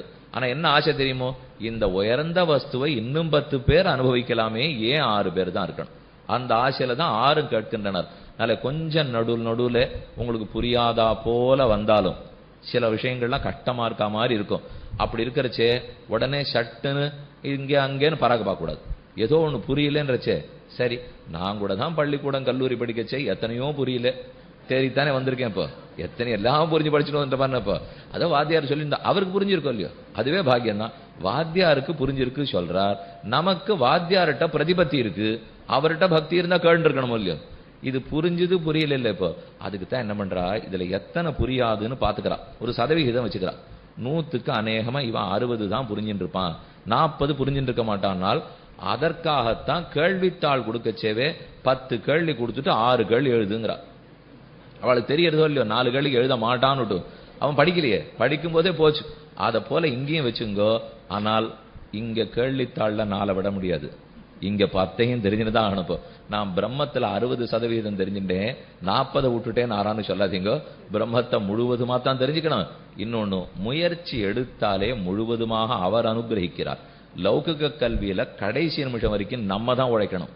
ஆனா வைதிக கல்வியில கால் எடுத்து வைக்கிறது தான் நம்ம வேலை. வரமாட்டானான்னு பெத்து இருக்கிற தாயார் மொத்தம் உழைச்சா தான் சோறு போடுவேன்னு சொல்லுவிடான்னா, ஒரு குழந்தை அம்மானு கட்டிக்க வரைச்ச ஒரு வார்த்தை சொன்னா கனிஞ்சு சோறு போட்டலையா, அதான் 1000 மாதாபிதாக்களை விட அதிகமாச்சு இது. அதனால துளி முயற்சி நாம் எடுத்தோம்னால் அதற்கு ஆனந்தமான பிரம்மம் நிறைய அனுகிரகத்தை வருஷிப்பார். இந்த அடிப்படையை நன்னா மனசுல வச்சுங்கோ, எல்லாமே புரிஞ்சிடும். இல்லை சொல்றவருக்கும் இல்லை, கேட்கிறவருக்கும் இல்லை. அப்படியே புரிஞ்சவாள் தான் சொல்லிட்டு இருக்காங்கிறது இல்லை. இப்போ ஏதோ ஓரளவுக்கு படிச்சிருக்கோம், ஓரளவுக்கு சொல்லிட்டு இருக்கோம். இதே நீங்க படிச்சுட்டீங்கன்னா நீங்க சொல்ல போறீங்க. இப்போ கேட்கிறவர்கள்லாம் சொல்றவர்களாயிட்டா பரம திருப்தி. ஏன்னா அப்ப அத்தனை பேரை போய் சேரும். அது சனாதன தர்மத்தினுடைய செய்தி எல்லாருக்கும் போனோம்னா பிரச்சாரம் பிரச்சாரம் பிரச்சாரம் இன்னைக்கு ரொம்ப தேவை லோகத்துல. அது நம்ம பிரச்சாரத்தை ரொம்ப குறைச்சுனுட்டு மாத்திராளேன்னு சத்தம் போடணும்னா மகாத்தரவா பிரச்சாரம் நிறைய பண்றா மாத்தின்னு இருக்கா. நம்ம மாத்தக்கூடாதுன்னு போனோம். இப்ப இங்க இத்தனை பேர் உட்காந்துருக்கீங்களோ இல்லையோ, உட்கார்ந்து இருக்கிற வாழ்க்குள்ள நீங்க யாரு பிரச்சாரக்கர்களா வரீள் ஏற்பாடு பண்றோம் வாங்கோ. இந்த கிராமமா போய் சின்ன விஷயம், கண்ணன் என்ன பண்ணார், ராமன் என்ன பண்ணார், வாங்கோ இந்தாங்க பிரசாதம் வச்சுங்க, லட்டு வச்சுங்க, வடை வச்சுங்க. இதை வானா ஒத்துரு வர மாட்டேங்கிறப்போ பிரச்சாரகர்களா வரணும்னா இந்த வேலை இருக்கு, அந்த வேலை இருக்கு, அது இருக்கு. ஓய்வு பெற்றுட்டீங்களே 60 சுவாமி மெதுவா வாரும். வாரத்துக்கு ஒரு 4 நாள் பிரச்சாரத்துக்கு வாரும்னா இப்பதான் சுவாமி வாழ்க்கை திரும்ப ஆரம்பிச்சிருக்குங்கிறான். இப்ப ஓய்வு பெத்தாச்சு எல்லாம் எடுத்தேன்னா பேரம்பேத்திய பாத்துக்க வேண்டிய பொறுப்பு இப்பதான் வந்திருக்கு. வேலையே தேவலை போல் இருக்கு. இதை ஒன்னும் சொல்லவும் முடியல, மெல்லவும் முடியல, எங்க போறது வருதுன்னே தெரியல. இது ஆனப்புறமானா வருவோம். 75க்கு வரேங்கிறார். வந்தா கால் சொன்னபடி கேட்கல, கை சொன்னபடி கேட்கல. அதுக்குள்ள அது மாறி போடும் இல்லையோ, உடம்பு ஒக்காங்குமா, இது மாறுற வரைக்கும். அதனாலே இளமையில் கற்க வேணும்னு சொல்லுகிறோம் இல்லையோ. ஆழ்வாரே பாசுரத்தில் என்ன சாதித்தார், கிளறொளி இளமை கெடுவதன் முன்னம் வளரொளி மாயோன் மருவிய கோவில் வளரிளம் பொழில் சூழ் மாலிரும் சோலை தளர்வேலர் ஆகில் சார்வது சதிரே. இளமை இருக்கும் போது வரணும். இப்ப கொஞ்சம் நமக்கு கை கால் ஒழுங்கா இருக்கா, இப்ப தெரிஞ்சு விடுவோம். இப்ப இங்க உட்கார்ந்து இருக்கிற பல பேர் 40 வயசு கீழே உட்காந்துருக்கீங்களே, நீங்க ஒத்தத்தரும் உற்சாகமா எடுத்துக்கொள்ளலாம். அந்த உற்சாகத்தோட போய் 4 பேர்கிட்ட சொல்லலாம். மொத்தம் தெரியணுங்கிற தேவையே இல்லை. ஒரு துளி ஒரு விஷயத்தை ஒழுங்கா கிரகிச்சுட்டு இருக்குமா, அதை போய் 2 பேர்கிட்ட சொல்லலாம். அதனால அவள்கிட்ட ஒரு தூண்டி விட்டுடுவோம் இல்லையோ. இதை இனிமே இவன் யோசிக்கிறதுக்கு ஆரம்பிக்கட்டும். அவன் ஏதோ யோசிக்கிறான், எத்துவோ பண்ணிட்டு இருக்க போறான். அதனால 4 பேருக்கு நன்மை வேண்டாம். உபனிஷத்தை போய் சொல்ல வேண்டாம். ராமாயண கதை சொல்லலாம் இல்லையோ, பாகவத கதை சொல்லலாம். இது வேணா புரியாமலே இருக்கட்டும். சின்ன சின்ன கதைகள் இருக்கே. இன்னொன்னு, இப்ப உங்களுக்கே 4 பேர்கிட்ட பேசிட்டு இருக்கிறச்சே ஏதான கேள்விகள் பிறக்கும். அப்படி கேள்வி ஏற்படும் போது பதில் சொல்லணுமோ இல்லையோ. அந்த பதில் சொல்றதுக்கு நமக்கு ஆசையா இருக்கும். நம்ம பக்கத்து நாற்காலியில உட்காந்து வேலை பார்த்துட்டு இருக்கார், கூடவே வேலை பார்க்கிறவர், இல்ல கூட படிக்கிற பிள்ளை பொண்ணு, அவர்கள் ஏதாவது கேள்வி கேட்டா சொல்லணும்னால் இப்ப நீங்க கேட்டுன்னு போயிட்டீங்கன்னா தைரியமா பதில் சொல்லலாம். இதை நான் கேட்டு வந்திருக்கேன், புஸ்தகத்துல இருக்கு, இந்த வேணா நீயும் படி, நீயும் போய் கேளு அப்படின்னு தைரியமா சொல்லுவோம் இல்லையோ. இல்லைன்னா அவ கேட்கறதுக்கு நமக்கு பதிலே புரியாத தவிப்போம். என்ன சொல்லுவோமோ ஏது நமக்கே தெரியலையே. அது நமக்கு தெரியலன்னுச்சே ஒருவேளை அந்த மாதிரி இருக்கவே இருக்காதோன்னு சந்தேகம் வர ஆரம்பிச்சிடும். நமக்கு தெரியலன்னு ரொம்ப நாள் ஒத்துக்க மாட்டோம். ஒரு விஷயம் எனக்கு தெரியலன்னா அது அநேகமா வேதத்துல அதுக்கு பதில் இருக்காது சுவாமி விடுவோம். அது உனக்கு தெரியலேன்னு ஒத்துக்க என்ன இல்ல, எனக்கு எப்ப தெரியலையோ வேதத்திலே இல்லை. இந்த அளவுக்கு தான் நம்ம சிந்திச்சுட்டு இருக்கோம். இது முதல்ல கூடாதுங்கிறதான் முதல்லேருந்தே பிரார்த்திக்கிறேன். அது சொன்னது பகவானுடைய திருவாக்கு. அது எள்ளளவும் குறை இருக்காது, குற்றம் இருக்காது. எந்த விதத்திலும் என்ன திசை திருப்பாது, உண்மையத்தான் பேசும். அனாதியான வேத வாக்கியங்கள், அபௌருஷயமான வேத வாக்கியங்கள். என்ன பலரும் வேதத்தை அப்படி கொஞ்சம் சுமார்னு சொல்றதுக்கு நிறைய முயற்சிகள் நடக்கும். ஊடகங்கள்ல முயற்சி நடக்கும், புத்தகங்கள்ல முயற்சி நடக்கும். நம்ம சுத்தி இருக்கிறவா குடும்பத்தவர்களே பேசுவா, அதுக்கு என்ன சொல்லிட்டு போகும், நாம் அதெல்லாத்தையும் கேட்டுக்க முடியுமான்னு கூட பேசுவா. இதுக்கெல்லாம் காதே கொடுக்க வேண்டாம். அப்படி யாரானு பேசிந்தா எதிர்த்து கூட பேசாதீங்க. போவதே நோயதாகி குறிப்பென கடையுமாகில் கூடுமேல் தலையை அங்கே அறுப்பதே கருமங்கண்டாயின்னு தொண்டரடிப்புடி ஆழ்வார் சாதித்தார். நின்பால் பொறுப்பறை அனகள் பேசில், உன்னை பத்தியும் வேதத்தை பத்தியும் பொறுக்க முடியாத யாரானு பேசினா என்னால முடியலன்னு காதை பத்தின்னு நான் போட போறேன். அந்த அளவுக்கு ஒரு மனசுல உறுதியை வளர்த்துனுட்டினால் இப்படி எல்லாம் நாங்க இருந்தா என்ன சுவாமி கிடைக்கும்னா பகவானுடைய பிரீத்திக்கு பாத்தர்கள் ஆகுறோம். வேற என்ன வேணும்? அவர் பிரீத்தி அடையிறாரோ இல்லையோ, நான் சொல்லியிருக்கிறத என் குழந்தை காப்பாத்தினான், இனிமே அவனுக்கு என்ன வேணுமோ நான் செய்ய போறேன். அதுக்கப்புறம் அனுகிரகத்துக்கு கேட்கவே வேண்டாமோ இல்லையோ. இந்த பாக்கியத்தை மனசுல நன்னா வச்சுக்கணும். இதன் அடிப்படையில் தான் கேட்கவே வேண்டும். 8 பிரபாடகங்கள் அதனுடைய பகுதி பார்த்தா 8 பகுதிகளா பிரிச்சிருக்கா. 8 அத்தியாயங்கள்னு சொல்லலாம், 8 பிரபாடகங்கள்னு சொல்லலாம். 2 வழக்குமே வழக்கு சொல்லல் இருக்கு. அத்தியாயங்கள்னு சொல்றதும் இருக்கு, பிரபாடகம்னு சொல்றதும் இருக்கு. அதுக்கு உள்ள கண்டங்கள். இப்ப ஒரு அத்தியாயம் எடுத்துட்டால் அதுல பிரதம கண்டம், தித்தீய கண்டம், திருத்தீய கண்டம் என்று கண்டம். கண்டத்துக்குள்ள மந்திரங்கள். அப்போ முதல் பிரபாடகம், 2ஆம் கண்டம், 3வது மந்திரம் அப்படின்னு தான் இது கணக்கு சொல்லணும். இப்போ அதை என்ன போடுவா உங்களுக்கு தெரியுமே, 1.2.3 அப்படின்னு என்ன அர்த்தம் வச்சுக்கணும். முதல் பிரபாடகத்தில் 2வது கண்டத்தில் 3வது மந்திரத்தை பார்த்து கொண்டிருக்கிறோம். அப்புறம் 2.2.2ன்னா 2வது பிரபாடகத்தில் 2வது கண்டத்தில் 2வது மந்திரத்தை பார்த்து கொண்டிருக்கிறோம். அப்படிங்கிறத முதல்ல நன்னா புரிஞ்சுப்போம். இப்ப நாம பார்க்க போறது முதல் பிரபாடகம். முதல் அத்தியாயத்துல என்ன சொல்றது, மொத்தம் 12 கண்டங்கள் உள்ளன.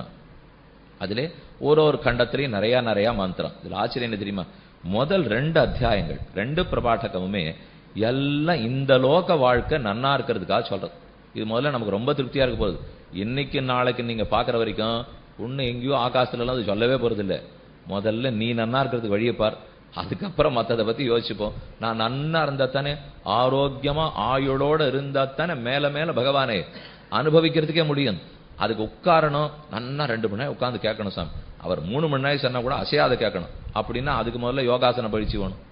அது இருந்ததுன்னா தான் இங்க உட்கார்றதுக்கே வரும். நாம் அப்படி உடம்பு ரொம்ப பருத்து போயோ, அமர முடியல, நிற்க முடியல, கால் வலிக்கிறதுன்னா உட்காரணும். நாற்காலியில் உட்காருங்க, கீழே உட்காருங்க, அதை பத்தி இல்லை. உட்காரணும் இல்லையோ, மனசு முதல்ல ஒரு இடத்துல நிறுத்தணுமே.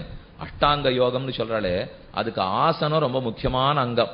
அமர்தல்ங்கிறதே அங்கம். எல்லாருக்கும் பரபரன்னு போக தோணுமே தவிர ஒரு இடத்துல உட்காருனா உட்கார மாட்டான். இங்க உட்காருங்க, இந்த வேலையை பாருங்க. நம்ம அலுவலகத்துல வேலை பார்க்கறவாளே 2 வகை இருக்கா. ஒருத்தர் உட்கார்ந்து நிதானமா கணக்கு எழுதுவார், பார்த்து புள்ளியா கணக்கு எழுதுவார். வேற ஒருத்தர்கிட்ட புஸ்தகத்தை கொடுத்தாலே ஆகாது. அவர் வண்டி எடுத்து இங்க போ அங்க போ யார பாரு எல்லாம் போயிட்டே இருப்பார். ஆனா உட்காரு ஆகவே ஆகாது. சிலருக்கு அப்படி.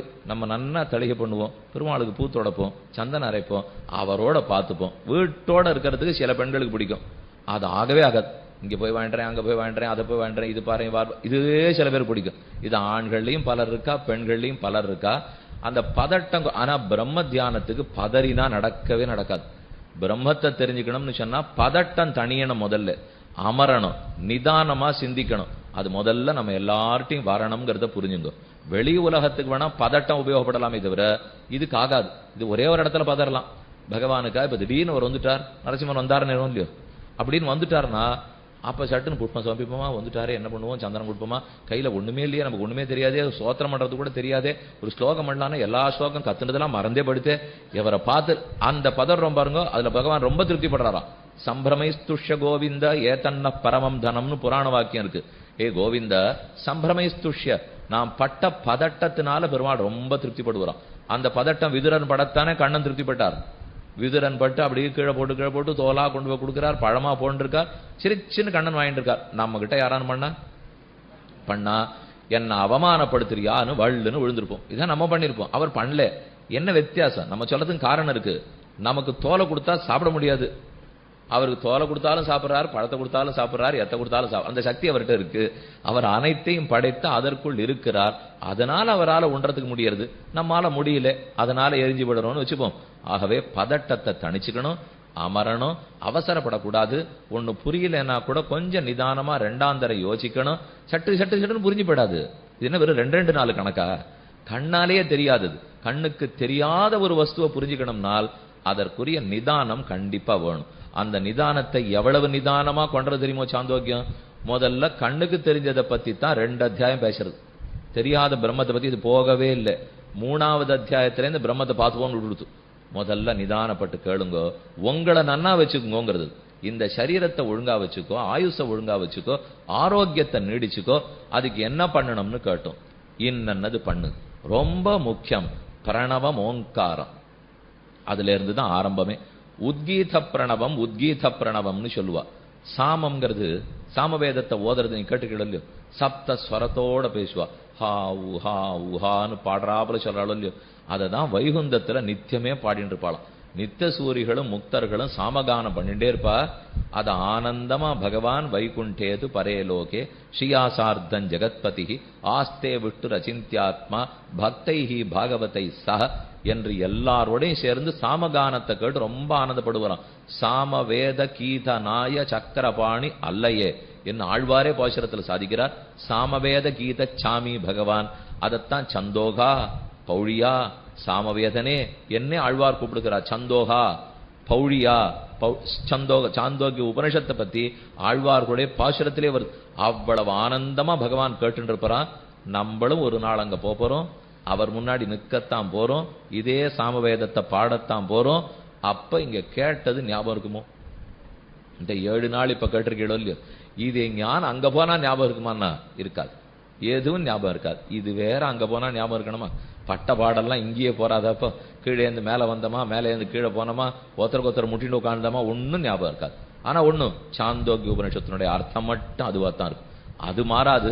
அப்ப அந்த ஆனந்தத்துல பகவான் திளைச்சுன்னு இருக்காரோ இல்லையோ, அதை எப்படி தெரிஞ்சுக்கணும், என்ன உபாசிக்கணும்னால் ஓங்கார உபாசனம், ஓங்காரத்தின் ஸ்தோத்திரம். அதைத்தான் உத்கீத பிரணவம்னு சொல்றார். ஒரு சாமம் சொல்றா பாருங்க, ருக்கு மந்திரம். ஒரு ருக்கு சொல்றதுன்னா ஒரு மந்திரம் சொல்றதுன்னு அர்த்தம். அந்த ருக்கு தான் சாமமா ஆகணும். எதே போல ஒரு பாட்டு எழுதிட்டார், ஒரு கவிதை எழுதிட்டார். அந்த கவிதைக்கு இசை கூட்டுங்க, அதை மெட்டமைப்பாளோ இல்லையோ, கவிதையை மெட்டமைச்சா பாட ஆரம்பிக்கிறார் ஒருத்தர். அது பாடு கவிதையை படிச்சா 1 நிமிஷத்துல முடிஞ்சு போச்சு. அதை பாடுறதுக்கு ஆரம்பிச்சா 10 நிமிஷம் ஆலாபனம் பண்ணி மெதுவா பாடுறார். நம்ம கீர்த்தனமா பாடினா ஒரு 1.5 நிமிஷத்துல முடிஞ்சு போச்சே, அது ஆலாபனம். அப்ப மெதுவா அதுக்கு ஏசை கூட்ட கூட்ட கூட்ட கூட்ட நாழி பாடுறாளோ இல்லையோ, அதே தான் ருக்கு சின்னதா இருக்கும்.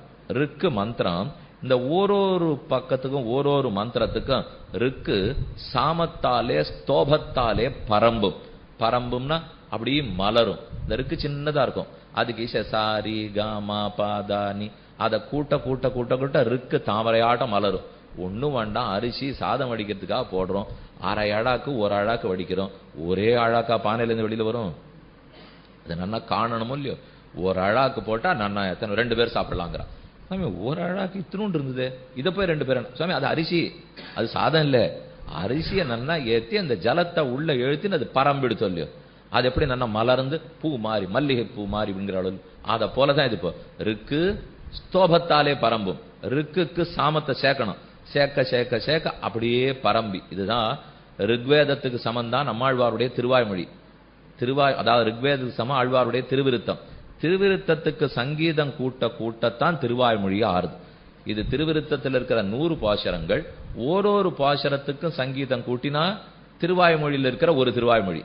அப்ப இந்த பாசுரத்துக்கு இந்த திருவாய்மொழி, திருவிருத்தம் 2ஆம் பாட்டுக்கு இந்த திருவாய்மொழி, திருவிருத்தம் 100ஆம் பாட்டுக்கு இந்த திருவாய்மொழி. இதைத்தான் நாயனார் ஆச்சாரத்திலே சாதித்தார். ருக்வேதம் எப்படி சாமவேதமாக மலர்ந்ததோ, ருக்கு மந்திரங்கள் சாமமாறா போலே திருவிருத்த பாசுரங்கள்லாம் திருவாய்மொழியா இருக்குன்னு சொல்றார் அவர். அதை ஞாபகம் வச்சுங்க. ருக்குக்கு மெதுவா கூட்டுறோம், ஈஷே இழுத்து பாடுற மொழியோ. மேலும் சாமவேதத்துக்கு மூச்சு ரொம்ப முக்கியம். பிராணவாயு நன்னா நின்னத்தானே பாடவே முடியும். அதுவும் நாதஸ்வர வித்வான்கள்ட்ட புல்லாங்குழல் வித்வான்கிட்ட பேசி பாருங்க, இழுத்து பிடிக்கணும் மூச்சை. அதை மெதுவா விட்டு இருந்தா தானே அந்த பாட்டு நன்னா வரும். அதை போல சாமகானம் பண்றவாளுக்கும் பிராணவாயு முக்கிய, பிராணன் ரொம்பவே முக்கியம். அதனாலதான் இப்ப சொல்ல போறார், பிரணவ உபாசனம், முக்கிய பிராண உபாசனம், ஆதித்ய உபாசனம். இத பண்ண பண்ண நம்ம சரீரம் எவ்வளவு நன்னா இருக்க போறது, எத்தனை ஆரோக்கியமா இருக்க போறோம், பயமே வராது, அகால மரணமே கிடையாது, ஓர் ஆபத்தும் இல்லைங்கிறது. இத பண்ண பண்ண பண்ண அத்தனை பெருமையா. அப்ப ஒன்னொன்னு ஒரு சாமம் சொல்லு அப்படின்னா ஒரு 5 நிமிஷம் சொல்றா. அந்த சாமத்துக்கு ஒரு அவயவம் இருக்கு, அந்த சாமத்துக்கு ஒரு அங்கம் இருக்கு. அதத்தான் உத்கீதம்ங்கிறா. அந்த உத்கீதம்ங்கிறது எது? பிரணவத்தோட இசை கூட்டிட்டா உத்கீத பிரணவம். அப்ப அதுக்கு அங்க எது? ஓம்ங்கிற பிரணவம். பிரணவத்தை ஈசை கூட்டினா உத்கீத பிரணவம். உத்கீத பிரணவம் சேர்ந்து சேர்ந்து மந்திரங்களோட பாட சாமம். ஆக சாமம் பெருசு. ஒரு சாமத்துக்கும் உத்கீதம், உத்கீதத்தில் இருக்கிற பிரணவம். இதை எப்படி உபாசிக்கணும்னு சொல்ல ஆரம்பிக்கிறது. இது இத்தனை எதுக்கு சுவாமி? நாங்க நேர பக்திக்கு வந்துருவோமே. இதெல்லாம் இப்ப எதுக்கு வேணும்னா பக்தியே வராதுன்னு. நீ இது எதையுமே பண்ணலன்னா பக்தி வராது, உன்னை அழுக்கு மூடின்னு இருக்கு. அந்த பாபங்கள் தொலைஞ்சாதான் நீ பக்தி மார்க்கத்துக்கே வருவே. அதை தொலைக்கிறதுக்கு முதல்ல இதை நினைச்சுக்கோ. ஆனா இப்ப சட்டுன்னு நீங்க எல்லாரும் இப்பவே நாங்க ஓம்காரத்தை சொல்லி ஆகணும் அப்படின்னா நான் இங்க சொன்னதே தப்பு. இதுக்கு மேல நீ எல்லாரும் வேற சொல்லணும்னு ஆரம்பிச்சோம்னா சொல்லலாம். அப்ப என்ன சாமி இதுக்கு இத்தனை பேசிந்தீர், நாங்களாம் சொல்லக்கூடாதுன்னா கண்டிப்பா சொல்லலாம்.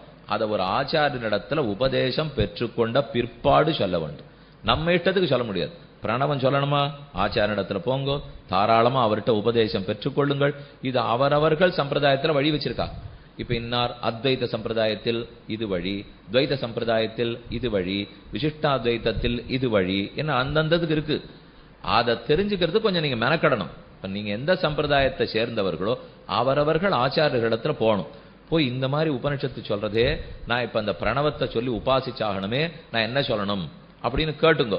இதுல சீவைஷ்டவ சம்பிரதாயத்துல வழி வச்சிருக்கிறது ராமானுஜருடைய சச்சிஷ்யர்களாக இருந்த 74 சிம்ஹாசனாதிபதிகள்.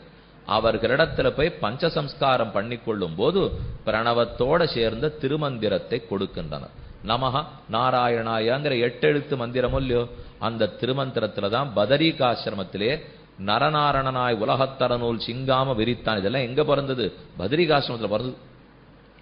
உடனே அது யாத்திரை கிளம்பிடுவோம். இப்ப பத்ரிகாசிரமத்துல பிறந்ததுன்னு சொன்னார். அங்க வேணா போய் திருமந்திரம் கேட்போமா? போவோம்.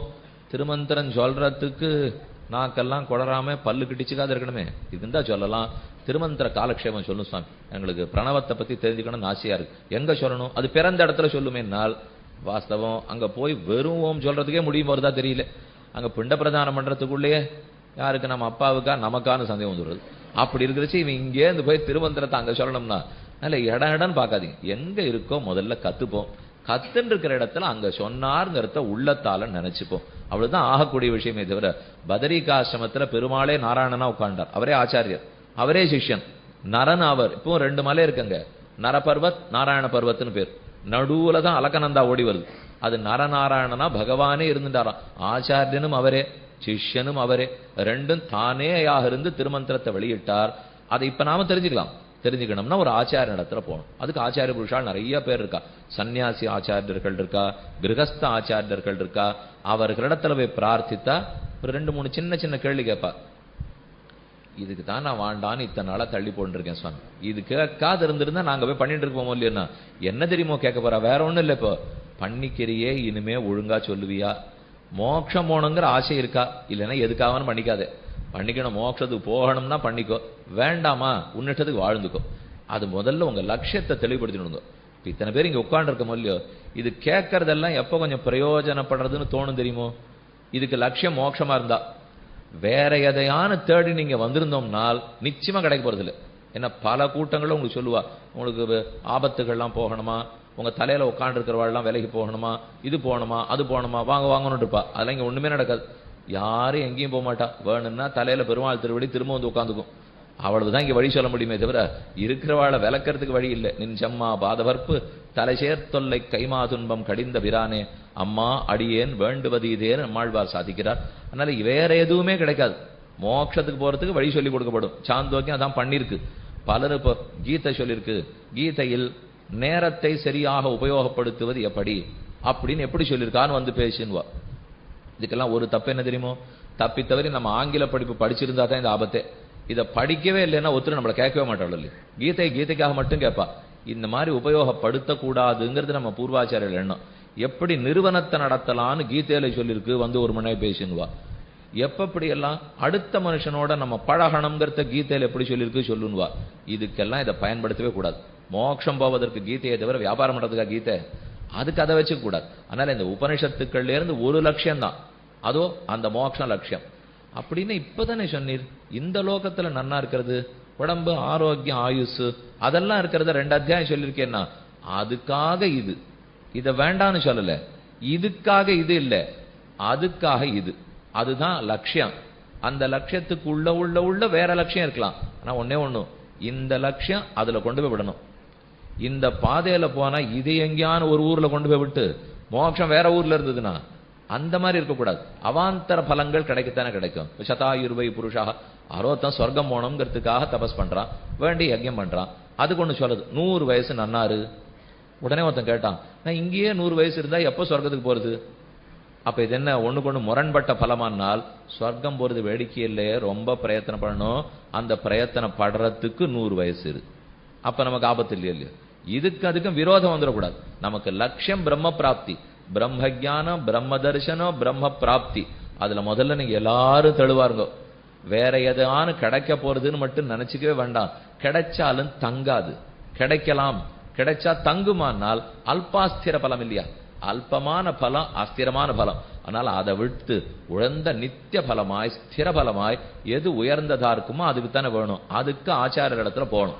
போய் அவர்களிடத்துல சம்ஸ்காரத்தை பெற்றுக்கணும், உபதேசத்தை பெற வேண்டும். பெற்ற பிற்பாடு இத்த சொன்னால் நன்னா இருக்கும், நன்னாவே ரசிக்கலாம். அதுக்கு வழி இருக்கு. அதனால அவரவர்கள் ஸ்மார்த்தர்களா இருந்தா ஆச்சாரியன்ட்ட போய் எப்படின்னு கேளுங்கோ, மாத்வாளா இருந்தா அவர்கள்ட்ட போய் கேளுங்கோ, விசிஷ்டாத்வைதிகள் சீவைஷ்ணவாளா இருந்தா அந்த ஆச்சாரியத்துல போய் கேளுங்கோ. அவரவர்களுக்கு வழி வச்சிருக்காங்க. ஆனா தெரிஞ்சுக்கணுங்கிறதா முக்கியம். இப்ப நான் மேல மேல சொல்ல சொல்ல என்ன தெரியுமோ தோண போறது, இது இப்பவே கொஞ்சம் நாளில இருந்து சொன்னா தேவையில்லையேன்னு இருக்கும். சொன்னான்னு அப்படி சொல்லிட முடியாது. அப்படி சொன்னா பயன்படாது.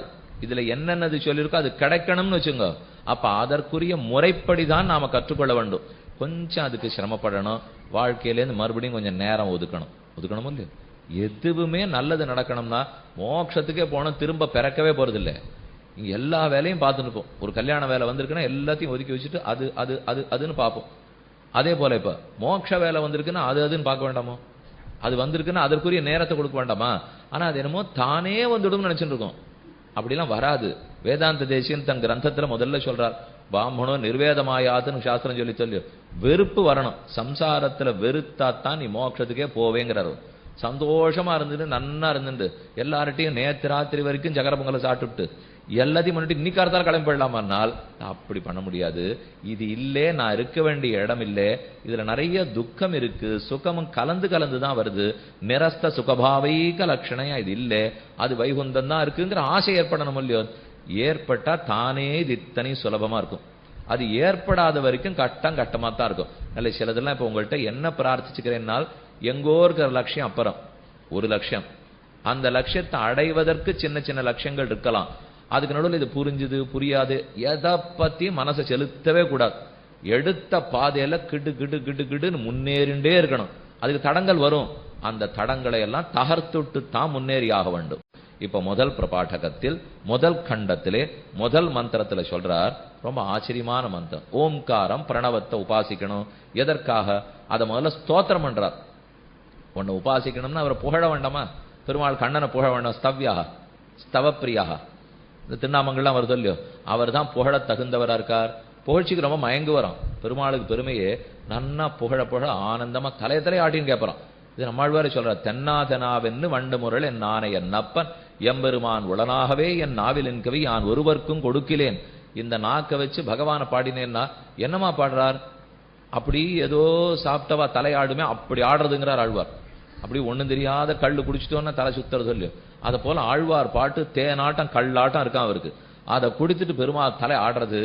அப்ப என்ன சொல்ல வரீர்னால், இப்படி ஆனந்தமா தலையாட்டின்னு கேட்கிறவனை ஸ்தோத்திரம் பண்றதை விட்டுட்டு நான் ஏன் மனுஷனை ஸ்தோத்திரம் பண்ண போறேன்? அவனை பண்ண மாட்டேன். அவன் என் குத்தம் கண்டுபிடிக்கிறான். நான் சொன்ன கவிதையில குற்றம் பார்க்கறான். இவருக்கு என்ன இதுக்கெல்லாம் யோக்கியத்தை இருக்கான்னு ஏற இறங்க பார்க்கறான். ஒன்னும் கொடுக்கறதே இல்லை. இவன் எதுக்கு பாடணும்? வாய் கொண்டு மானிடம் பாட வந்த கவி அல்லேன். இந்த வாக்க கொண்டு மனுஷனை பாடமாட்டேன். நான் சொல்ல அவர் ஆனந்தப்படுறார். அதனால இப்ப ஸ்தோத்திரம் பண்ண போறோம். அது ஓங்காரமாகிற பிரம்மமாகவே நினைத்து கொண்டு அது இந்த கர்மத்துக்கு அங்கமாக வைத்துக் கொண்டு ஸ்தோத்திரம் பண்றார். ஓமித்யேத தக்ஷரம் உத்கீதம் உபாசீத ஓமிதி உத்காயதி தஸ்ய உபாக்கியானம். உத்கீத பிரணவத்தை இப்படித்தான் உபாசனம் பண்ண வேண்டும். அதனுடைய கதை என்னன்னு சொல்றேன். ஓம்காரமாகிற பிரணவத்தை உபாசிப்பது எப்படி, அதை எப்படி ஸ்தோத்திரம் பண்ணணும்? பிரம்மமாகவே நினைக்கணுங்கிறார். பகவானே அது பகவானை சொல்றது மட்டும் இல்லை. இப்போ பிரணவம்ங்கிறது பகவானே அப்படிங்கிறத நினைத்துக்கொள். இப்ப நீங்க மேல மேல பார்க்க போறது, தெரியாத ஒண்ணே தெரிஞ்சதை வச்சு புரிய வைக்க போறார். நமக்கு ஒரு விஷயம் தெரியாது, தெரியாததை தெரியாதுன்னே சொல்லிருந்தா புரியவே புரியாது. தெரிஞ்சதை வச்சு சொல்லலாம் இல்லையோ. எதே போல பகவானுடைய கண்கள் எப்படி இருக்கும்? எப்படி இருக்கும்னா தாமரை கண்கள். உடனே ஒருத்தன் சொன்னான், அப்படின்னால் தாமரை ஜலத்துல இருக்கும், பெருமாளுடைய கண் அவர் முகத்துல இருக்குமா ஜலத்துல இருக்குமான்னா? அதுக்காக சொல்லல, தாமரை ஆட்டம் மலர்ந்து இருக்கும் நன்னா இருக்கும்னு சொன்னேன். அதுக்கு நீ இதார்த்தம். அப்ப தெரியாததை புரிய வைக்கணும்னா தெரிஞ்சதை தானே சொல்லி ஆகணும். இது எல்லாமே திருஷ்டி விதி. உனக்கு பிரம்மத்தை தெரியாது, தெரிஞ்சதை வச்சு உன்னை நான் இப்ப புரிய வைக்கிறேன். என்னவா நினைச்சுக்கலாம்? உன் பிராணனா நினைச்சுக்கோங்கிறார். என் பிராணனா? ஆமா, பிராணம் தானே எல்லாத்த விட ரொம்ப பிடிச்ச எல்லாருக்கும். இப்போ ஒரு உடம்புக்கு வந்த உடனே ஏன் தெரியுமோ மொத்த பேரும் தவிக்கிறோம், பிராணம் படுமோ. அதான் அடுத்த பயம். எந்த உடம்பு அடுத்த வைத்தியர் என்ன சொல்றார்? உயிருக்கொன்றும் ஆபத்தில்லை யாம். தொலைபேசியில் அதான் வரும். அதை சொன்னோன்னு எல்லாருக்கும் திருப்தியா போகுது. இனிமே என்ன வேணா பட்டுக்கிட்டான் அவர்.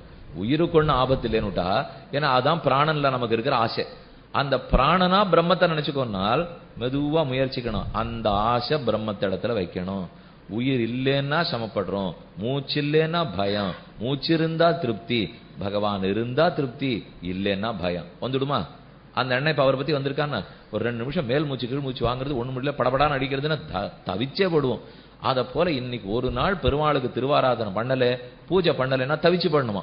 எப்ப தவிப்போம்? மூச்சு பிரம்மம் நினைச்சா தவிப்போம் இல்லையோ. பிராணனே பிரம்மம்னு திருஷ்டி இருந்ததுன்னா அப்ப தவிப்பு வரும். அப்படியெல்லாம் யாருக்கும் பிராணன் பகவானெல்லாம் இருக்கிறதா தெரியல. ரொம்ப சாமர்த்தியம் ஒருத்தர் பதில் சொன்னார். அவரே அதை விட மேலையா நினைச்சிருக்கேன்ட்டார். ஏன்னா அதுவா நினைச்சிருந்தா ஆபத்து. இப்போ பிராணனா நினைச்சுனுட்டா அப்ப அந்த அளவுக்கு தவிக்க வேண்டியிருக்கு. அப்படிலாம் இல்ல சுவாமி, தவிப்புக்கு அப்பாற்பட்டவர் கடவுள். ஆகவே பிராணனை விட ரொம்ப வசந்தவர். அவருக்கு என்னானாலும் நாங்க தவிக்கவே மாட்டோம். இப்படி இருந்துடக்கூடாது. பிராணநாட்ட நினைத்துக் கொள்ளுங்கிறது ஓமிதி ஹ்யுத்காயதி தஸ்ய உபாக்கியானம். அதை இப்ப தொடங்கி அதனுடைய உபாசனத்தை எப்படி பண்ணணும்னு சொல்றேன். மூன்னெழுத்ததனை மூன்னெழுத்ததனால் மூன்னெழுத்தாக்கி மூன்னெழுத்தை ஏன் கொண்டிருப்பார் கிரக்கணன் குடை என் புருடோத்தமன் இருக்கை. பெரியாழ்வார் கண்டமென்னும் கடிநகர்ங்கிற தேவப்பிரயாக். பல பேர் நீங்க போயிருக்கலாம், பத்ரி யாத்திரை போறவாள்லாம் தேவப்பிரயாக் போறோம் இல்லையோ. அங்க 2 அலகநந்தா பாகீரதி 2 கலக்கிற இடம். திரிவேணி சங்கமம் அலகாபாத், அங்க 3 கலக்கர், கங்கா யமுனா சரஸ்வதி 3. இங்க 2, கங்கைக்கே 2. இந்த பக்கம் அலகநந்தா, அந்த பக்கம் பாகீரதி. ஒன்னு அடிச்சு போறேன்னு வரும், ஒன்னு பரமசாந்தமா மெதுவா ஓடும். இந்த 2 கலக்கிற இடம். அந்த இடத்துல அந்த ஆழ்வாருக்கு என்னமோ பெருமாள் இந்த 3 எழுத்தை சொல்லிட்டார். மூன்னெழுத்ததனை மூன்னெழுத்ததனால் மூன்னெழுத்தாக்கி மூன்னெழுத்தை ஏன்னு கொண்டிருக்கும் இரக்கணன் குடை என் புருடோத்தமன் இருக்கை. 3 அடி நிமிர்த்து 3 நிலில் 3 நீர் என்று பெருமாள் திருவிக்கிரம பெருமாள் 3 அடி நிமிர்த்தார் இல்லையோ. 3 அடி மண்ணுதானே பிரார்த்தித்தார். அந்த 3 ஓம் நமஹா நாராயணாய 3 ஓம்காரத்தில் இருக்கிற ஆ ஊ மா 3 எல்லாம் 3 பிரகாசமா இருக்கே. அதன் அர்த்தத்தை தெரிஞ்சுட்டா எல்லாமே தெரிஞ்சுட்டு ஆயிடும் போல் இருக்கே.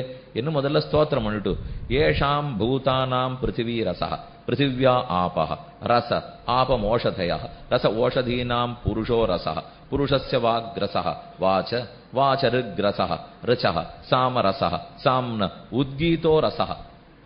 இப்ப அது வடிகட்ட ஆரம்பிக்கிறது. இதை வடிகட்டினா இது வரும், இதை வடிகட்டினா இது வரும், அதை வடிகட்டினா அது வரும். அதை போல எத்தத்த வடிகட்டி இந்த உத்கீத பிரணவம் வந்திருக்கான் தெரியுமோ. உத்கீதம் ரொம்ப வசந்தது. வடிகட்டி வடிகட்டி வடிகட்டி வடிகட்டி உயர்ந்த வடிகட்டுதல். இப்ப நம்ம எல்லாம் எரிபொருள் சிக்கனமா இருங்கோ, அந்நிய செலாவணி வீணா போறது அப்படின்னு ஒண்ணு பண்றோமோ இல்லையோ. அது வெளிநாட்டுல இருந்து வரச்சே என்னவா வரும், கச்சா எண்ணெய் அப்படின்னு தான் போடுறான். அது அங்கேருந்து வந்து கப்பல்ல இறங்குமோ இல்லையோ, ஒரே கச்சா எண்ணெயா வரும். கச்சா எண்ணெய்க்கு அதுக்கு சுத்திகரிப்பு ஆலையெல்லாம் வச்சிருக்கா. அதுல கொடுத்தா முதல்ல சுத்திகரிப்பா என்ன கிடைக்கும், வாசல்ல வழி போடுறதுக்காக உபயோகப்படுத்துறாளோ இல்லையோ, அங்க போடும் கருப்பா போட்டு பூசுறாளே அதுக்கு போடும். அதை இன்னும் கொஞ்ச நாள் சுத்திகரிப்பா அப்புறம் நம்ம வண்டி ஓட்டுறதுக்கெல்லாம் கிடைக்கும். இன்னும் கொஞ்ச நாள் சுத்திகரிப்பா வசதியான வண்டி ஓட்டுறது கிடைக்கும். இன்னும் கொஞ்ச நாள் சுத்திகரிப்பா ஆகாயமான ஓட்டுறது கிடைக்கும். இது சுத்தி சுத்தி பண்ண பண்ண வசத்திட்டு போறது இல்லையோ. அதை போல இப்ப சாஸ்திரம் சொல்றது ரசம் எடுத்து ரசம் எடுத்து ரசம் எடுத்து கடைசியா இந்த உத்கீதம் வந்திருக்கு. பூதானாம் பிருத்திவி ரசா, பஞ்சபூதங்களுக்குள் பூமி பிருத்திவி தான் ரசம். அப்ப பிருத்திவி அப்பு தேஜஸ் வாயு ஆகாசத்தை கடைஞ்செடுத்தா சாரமா பிருத்திவி. பிருத்திவிக்குள்ளே அதுல இருந்து தண்ணீர். இந்த பிருத்திவியிலே 2 மடங்கு எது தண்ணீர் தானே இருக்கு. தண்ணீர் இல்லாட்டா நாம எங்க இருப்போம், உலகமே வீண். அப்ப அதனுடைய ரசம் தண்ணீர். அதுக்கு மேலே ரச ஆபம் ஓஷதையா. தண்ணீர்ல இருந்து எது முக்கியம், மரம். மரங்கள்லாம் முளைச்சிருந்தா தான் பழம், மரம் முளைச்சாத்தான் செடி, முளைச்சாத்தான் அன்னம், முளைச்சாத்தான் கோதுமை, முளைச்சாத்தான் பருப்பு. அப்ப ஓஷதி. அதாவது அங்க இருக்கிற மரம் செடி கொடி அது இது மூலிகை இதெல்லாம் தான் அதுல ரசம். ஓஷதி நாம் புருஷோ ரசா. ஓஷதிகள்லேருந்து எது ரசம், அன்னம் பண்றது அதுதானே. நன்னா நெல்லு விளைஞ்சிடுத்து, நெல்லை வெட்டி எடுத்துன்னு நெல்லை வச்சு என்ன பண்றது, நெல்லை அரிசி ஆனா அரிசி அன்னவாக வேண்டிதான். அப்ப அதனுடைய ரசம் அன்னம். புருஷோ ரசா அன்ன புருஷஸ்ய வாக்ரசா. இந்த அன்னத்திலேருந்து உருவானது யாரு, மனிதன். மனிதனுக்கு எது ரொம்ப ரொம்ப முக்கியம், வாக்கு தான் முக்கியங்கிறார். எங்கேருந்து சொல்றாரோ இப்போ மனிதன்ல ரொம்ப முக்கியம் வாக். ஏன்னால் அதுதான் அவனுக்கு ரொம்ப உபகாரம் பண்றதுன்றார். ஒருத்தனுக்கு வாக்கு பண்ற உபகாரம்னால் எதை சொல்லிட்டு இருக்காரு தெரியுமோ. இதை கேட்ட உடனே உங்களுக்கு எல்லாம் தோணிட்டு இருக்கோம், வாக்கு பேசித்தானே எல்லாத்தையும் நடத்த வேண்டும், அதனால உபகாரம் பண்றது போல் இருக்குன்னால் இல்லே, மௌனமா இருக்க வச்சு உபகாரம் பண்றதுங்கிறார். அவர் சொன்னது பேச வச்சு உபகாரத்தையே சொல்லல. இப்போ வாக்குத்தான் ரசம்னால் கெடுறது அதனாலேன்னு சொல்றாரு அவர். அதை கொஞ்சம் பேசாம இருங்கோ, எல்லாம் நன்னா நடக்கும், பேசிட்டே இருக்காதீங்கிறார். ஏன்னா இப்ப ரகசியமா உன்னை பாதுகாக்கணும்னால் மௌனம் தான் வழி. கண்ணன் கீதையில சொல்லச்சே ரகசியங்களுக்குள் நான் மௌனமாக இருக்கிறேன். இது பெரிய தர்மசாஸ்திரம். நம்ம வாரத்துக்கு 1 நாள் மௌன விரதத்தை கண்டுபிடிச்சா நம்ம வேலைகள்லாம் ரொம்ப வேகமா நடக்குமா. ஆனா சுவாமி அது உலகம் அஸ்தமிச்சு படாது. நான் ஒருத்தன் பேசாம இருந்துட்டேன்னா உலகம் நடக்குமா தெரியல, பகவானால இருக்க முடியுமா தெரியல. அந்த அளவுக்கு என்னமோ நாம பேசி ரொம்ப சாதிக்கிறதா நினைச்சிட்டு இருக்கோம். ஆனா பக்கத்துல இருக்கிறவா 1 நாள் மௌன விரதம்னு சொன்ன உடனே எப்படி சந்தோஷப்பட போறா பாருங்க. அப்ப தெரியும் அவ நல்ல வேளை இது எப்ப சொல்லுவார்னு காத்துன்னு.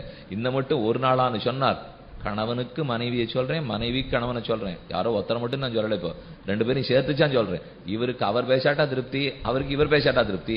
அதனால வாக்கு ரொம்ப உபகாரம் பண்றது. வாக்கு தான் ரசமானது. புருஷஸ்ய வாக் ரசா வாச ருக் ரசா. அந்த வாக்குக்கு எது ரசம்? கண்ட கண்ட பேச்சு பேசுறதா? ருக்கு ரசம். ருக்கு தான் அர்த்தத்தை நன்னா போதிக்கிறது இல்லையோ, ஆதாரமா இருக்கும் இல்லையோ. அதனால வாக்குக்கு ருக்கு சொல்றதுதான் ரசம். அந்த ருக்குக்கு எது ரசம்? ருக்குல சாமம் தான் ரசம்ங்கிறார். ஏன்னா ருக்கு மந்திரம், மந்திரத்துக்கு இப்போ ஈஷ கூட்டினா அந்த சாமம் தான் இன்னும் ரசம். ஒரு கவிதை இருக்கு, அந்த கவிதையை ஆலாபனம் பண்றதுக்காக சரிகம பதனி கூட்டுறா.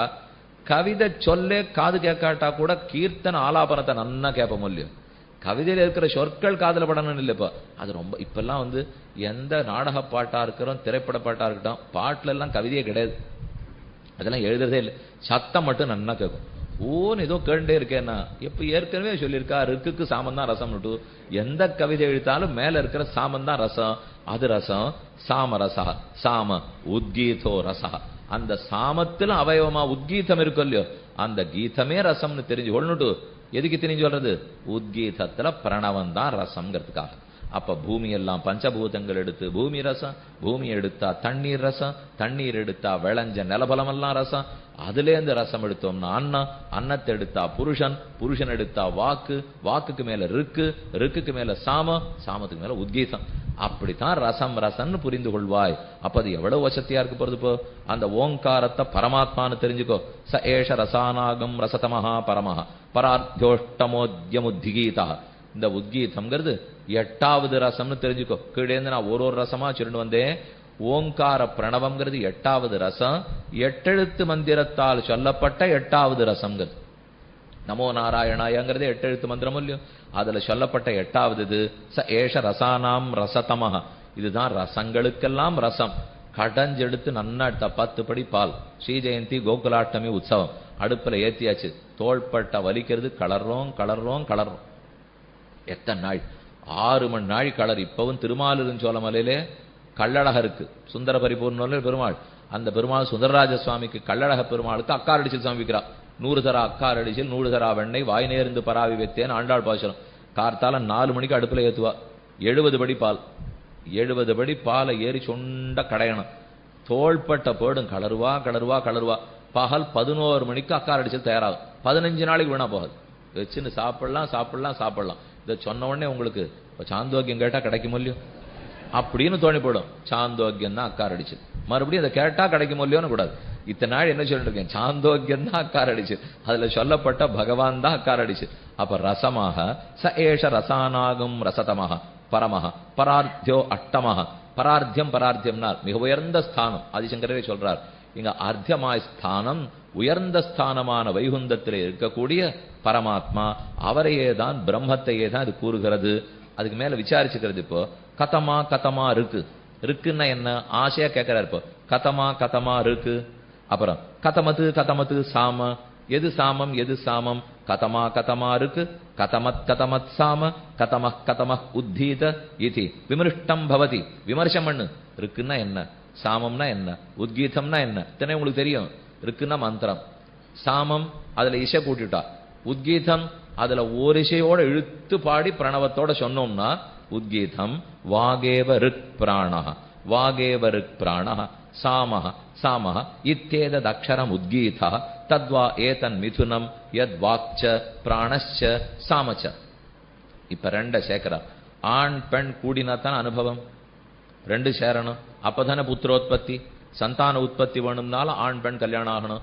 பிரம்மத்தை தேடணும்னாலும் 2 பேரும் சேரணும். கிரகஸ்தாசிரமத்தை அனுஷ்டிக்கணும்னாலும் 2 பேரும் சேரணும். அப்ப ரெட்டை பெருமாள் பிராட்டி 2 பேர். 2 பேரா இருந்தா தானே ரசிக்கிறது. தனித்து இருந்தோம்னா இப்ப நீங்க உபன்யாசம் நடக்கிறது, இத்தனை பேர் கூட்டம்னு தவிர ஒருத்தருக்கு ஒருத்தர் பார்த்துன்னு சிரிச்சுன்னு கேட்டா தானே நல்லா இருக்கு. தனியா ஒருத்தர் உபன்யாசகர் ஒருத்தர் உட்காந்துருப்பார், கேட்கறோ ஒருத்தரே ஒருத்தர் உட்காந்துருப்பாருன்னா பயமா இருக்கும். கொஞ்சம் நாழி எடுத்தனா ஒரே இருட்டா போச்சே, மழையெல்லாம் வந்ததுன்னா திரும்பி போறோமோ. அப்ப இல்ல சுவாமி யாரோ ஒருத்தர் கூட நின்றுட்டாருனா, நீங்க போனா கதவை சாத்துறதுக்கு நின்றுருக்கார், அவர் தான் ஒருத்தர் கூட இருக்காருட்டா. அது இல்லை. இப்போ தனித்து மொத்த பேரும் கூட்டமா இருந்தா கூடி இருந்து குளிர்கணமோ இல்லையோ, அத போல இந்த பிரணவத்துக்கு கூடுறாளாம். 2 பேரை சொல்றார். ஒன்னு வாகேவ ரிக் பிராணஹா. பிராணன் சாமவேதம் ருக்கு. ருக்கு சாமம் 2 இல்லையோ. அத போல இப்ப சொல்றது வாகேவ ரிக் பிராணஹா, வாக்கு தான் ரிக்கு, பிராணஹா சாமஹா. வாக்கு பிராணம் இந்த ரெண்டையும் கூட்டுறார். சாமவேதத்துக்கு ரெண்டுமே முக்கியம். வாக்கு முக்கியம். வெறும சாமத்தை சொல்ல முடியாது. பிராணவாயு அடைச்சு அழுத்தினா தானே அதை சொல்றதுக்கே வரும். என்ன மேல உதாத்தம் வேணும், அனுதாத்தம் வேணும், ஸ்வரித்தம் வேணும், புளுத்தம் வேணும், நீட்டி சொல்றோமா குறைக்கு சொல்றோமா தெரியணுமோ இல்லையோ. அதுக்கு மூச்சு நன்னா கட்டுப்பாட்டுக்குள்ள இருக்கணுமே. அதனாலதான் பிராணனை ஒன்னா வச்சுட்டார். ஒருத்தர் ஆண் பெண் 2 பேர், பர்த்தா பாரிய. அதுல பிராணன் ஒண்ணு, மற்றொன்று வாக்கு. வாக்கும் பிராணனும் கல்யாணம் பண்ணிட்டாங்கிறார். ஒரு சாமம் நன்னா இருக்கணும், ரிக்கு நன்னா இருக்கணும்னா ரிக்கு சாமம் எப்படி சேர்றதோ அத போல வாக்கும் பிராணனும் சேர்ந்திருக்கு. இதை நாம நன்னா பழக்கப்படுத்திக்கணும். ஒழுங்கா பேசணும், அசட்டுத்தனமா பேசக்கூடாது. மூச்சை நன்னா பயிற்சி பண்ணணும். தினப்படி பிராணாயாம பயிற்சி பண்ணணும். பண்ணாலே பேச்சு இன்னும் சரியாகும், ரத்த ஓட்டம் சரியாகும். அது நம்ம பண்ணவே மாட்டேங்கிறப்போ.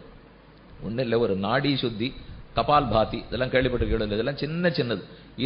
இதெல்லாம் எதுக்கு சுவாமி? இப்ப நீ ஏதோ சாந்தோக்கியம் தானே சொல்றேன். நீ இதுக்கு அதுக்கு என்னன்னா இதை சொல்லிட்டு போய் பிரயோஜனம் இல்லை. அதுக்கு தான் சொல்றேன். இதற்குரியதை பண்ணாதான் இதன் அனுபவமே நமக்கு கிடைக்கும். சாமி இது ஆண்களுக்குண்டா, பெண்களுக்குண்டா, வயசானவாளுக்குண்டா, சின்னவாளுக்குண்டா? கேள்வி கேட்டு இல்லேன்னு ஆக்குறதுல மன்னர்கள் நாம ஒத்தரும். இது இதை பண்ண வேண்டான்னு வச்சுட்டோம்னு வச்சுங்க, 100 கேள்வி கண்டுபிடிச்சிருவோம். அதை வச்சு இது வேண்டாம் அது வேண்டாம் இப்படின்னு சொல்றாளே, இப்படின்னு வேதத்துல சொல்லியிருக்காமே.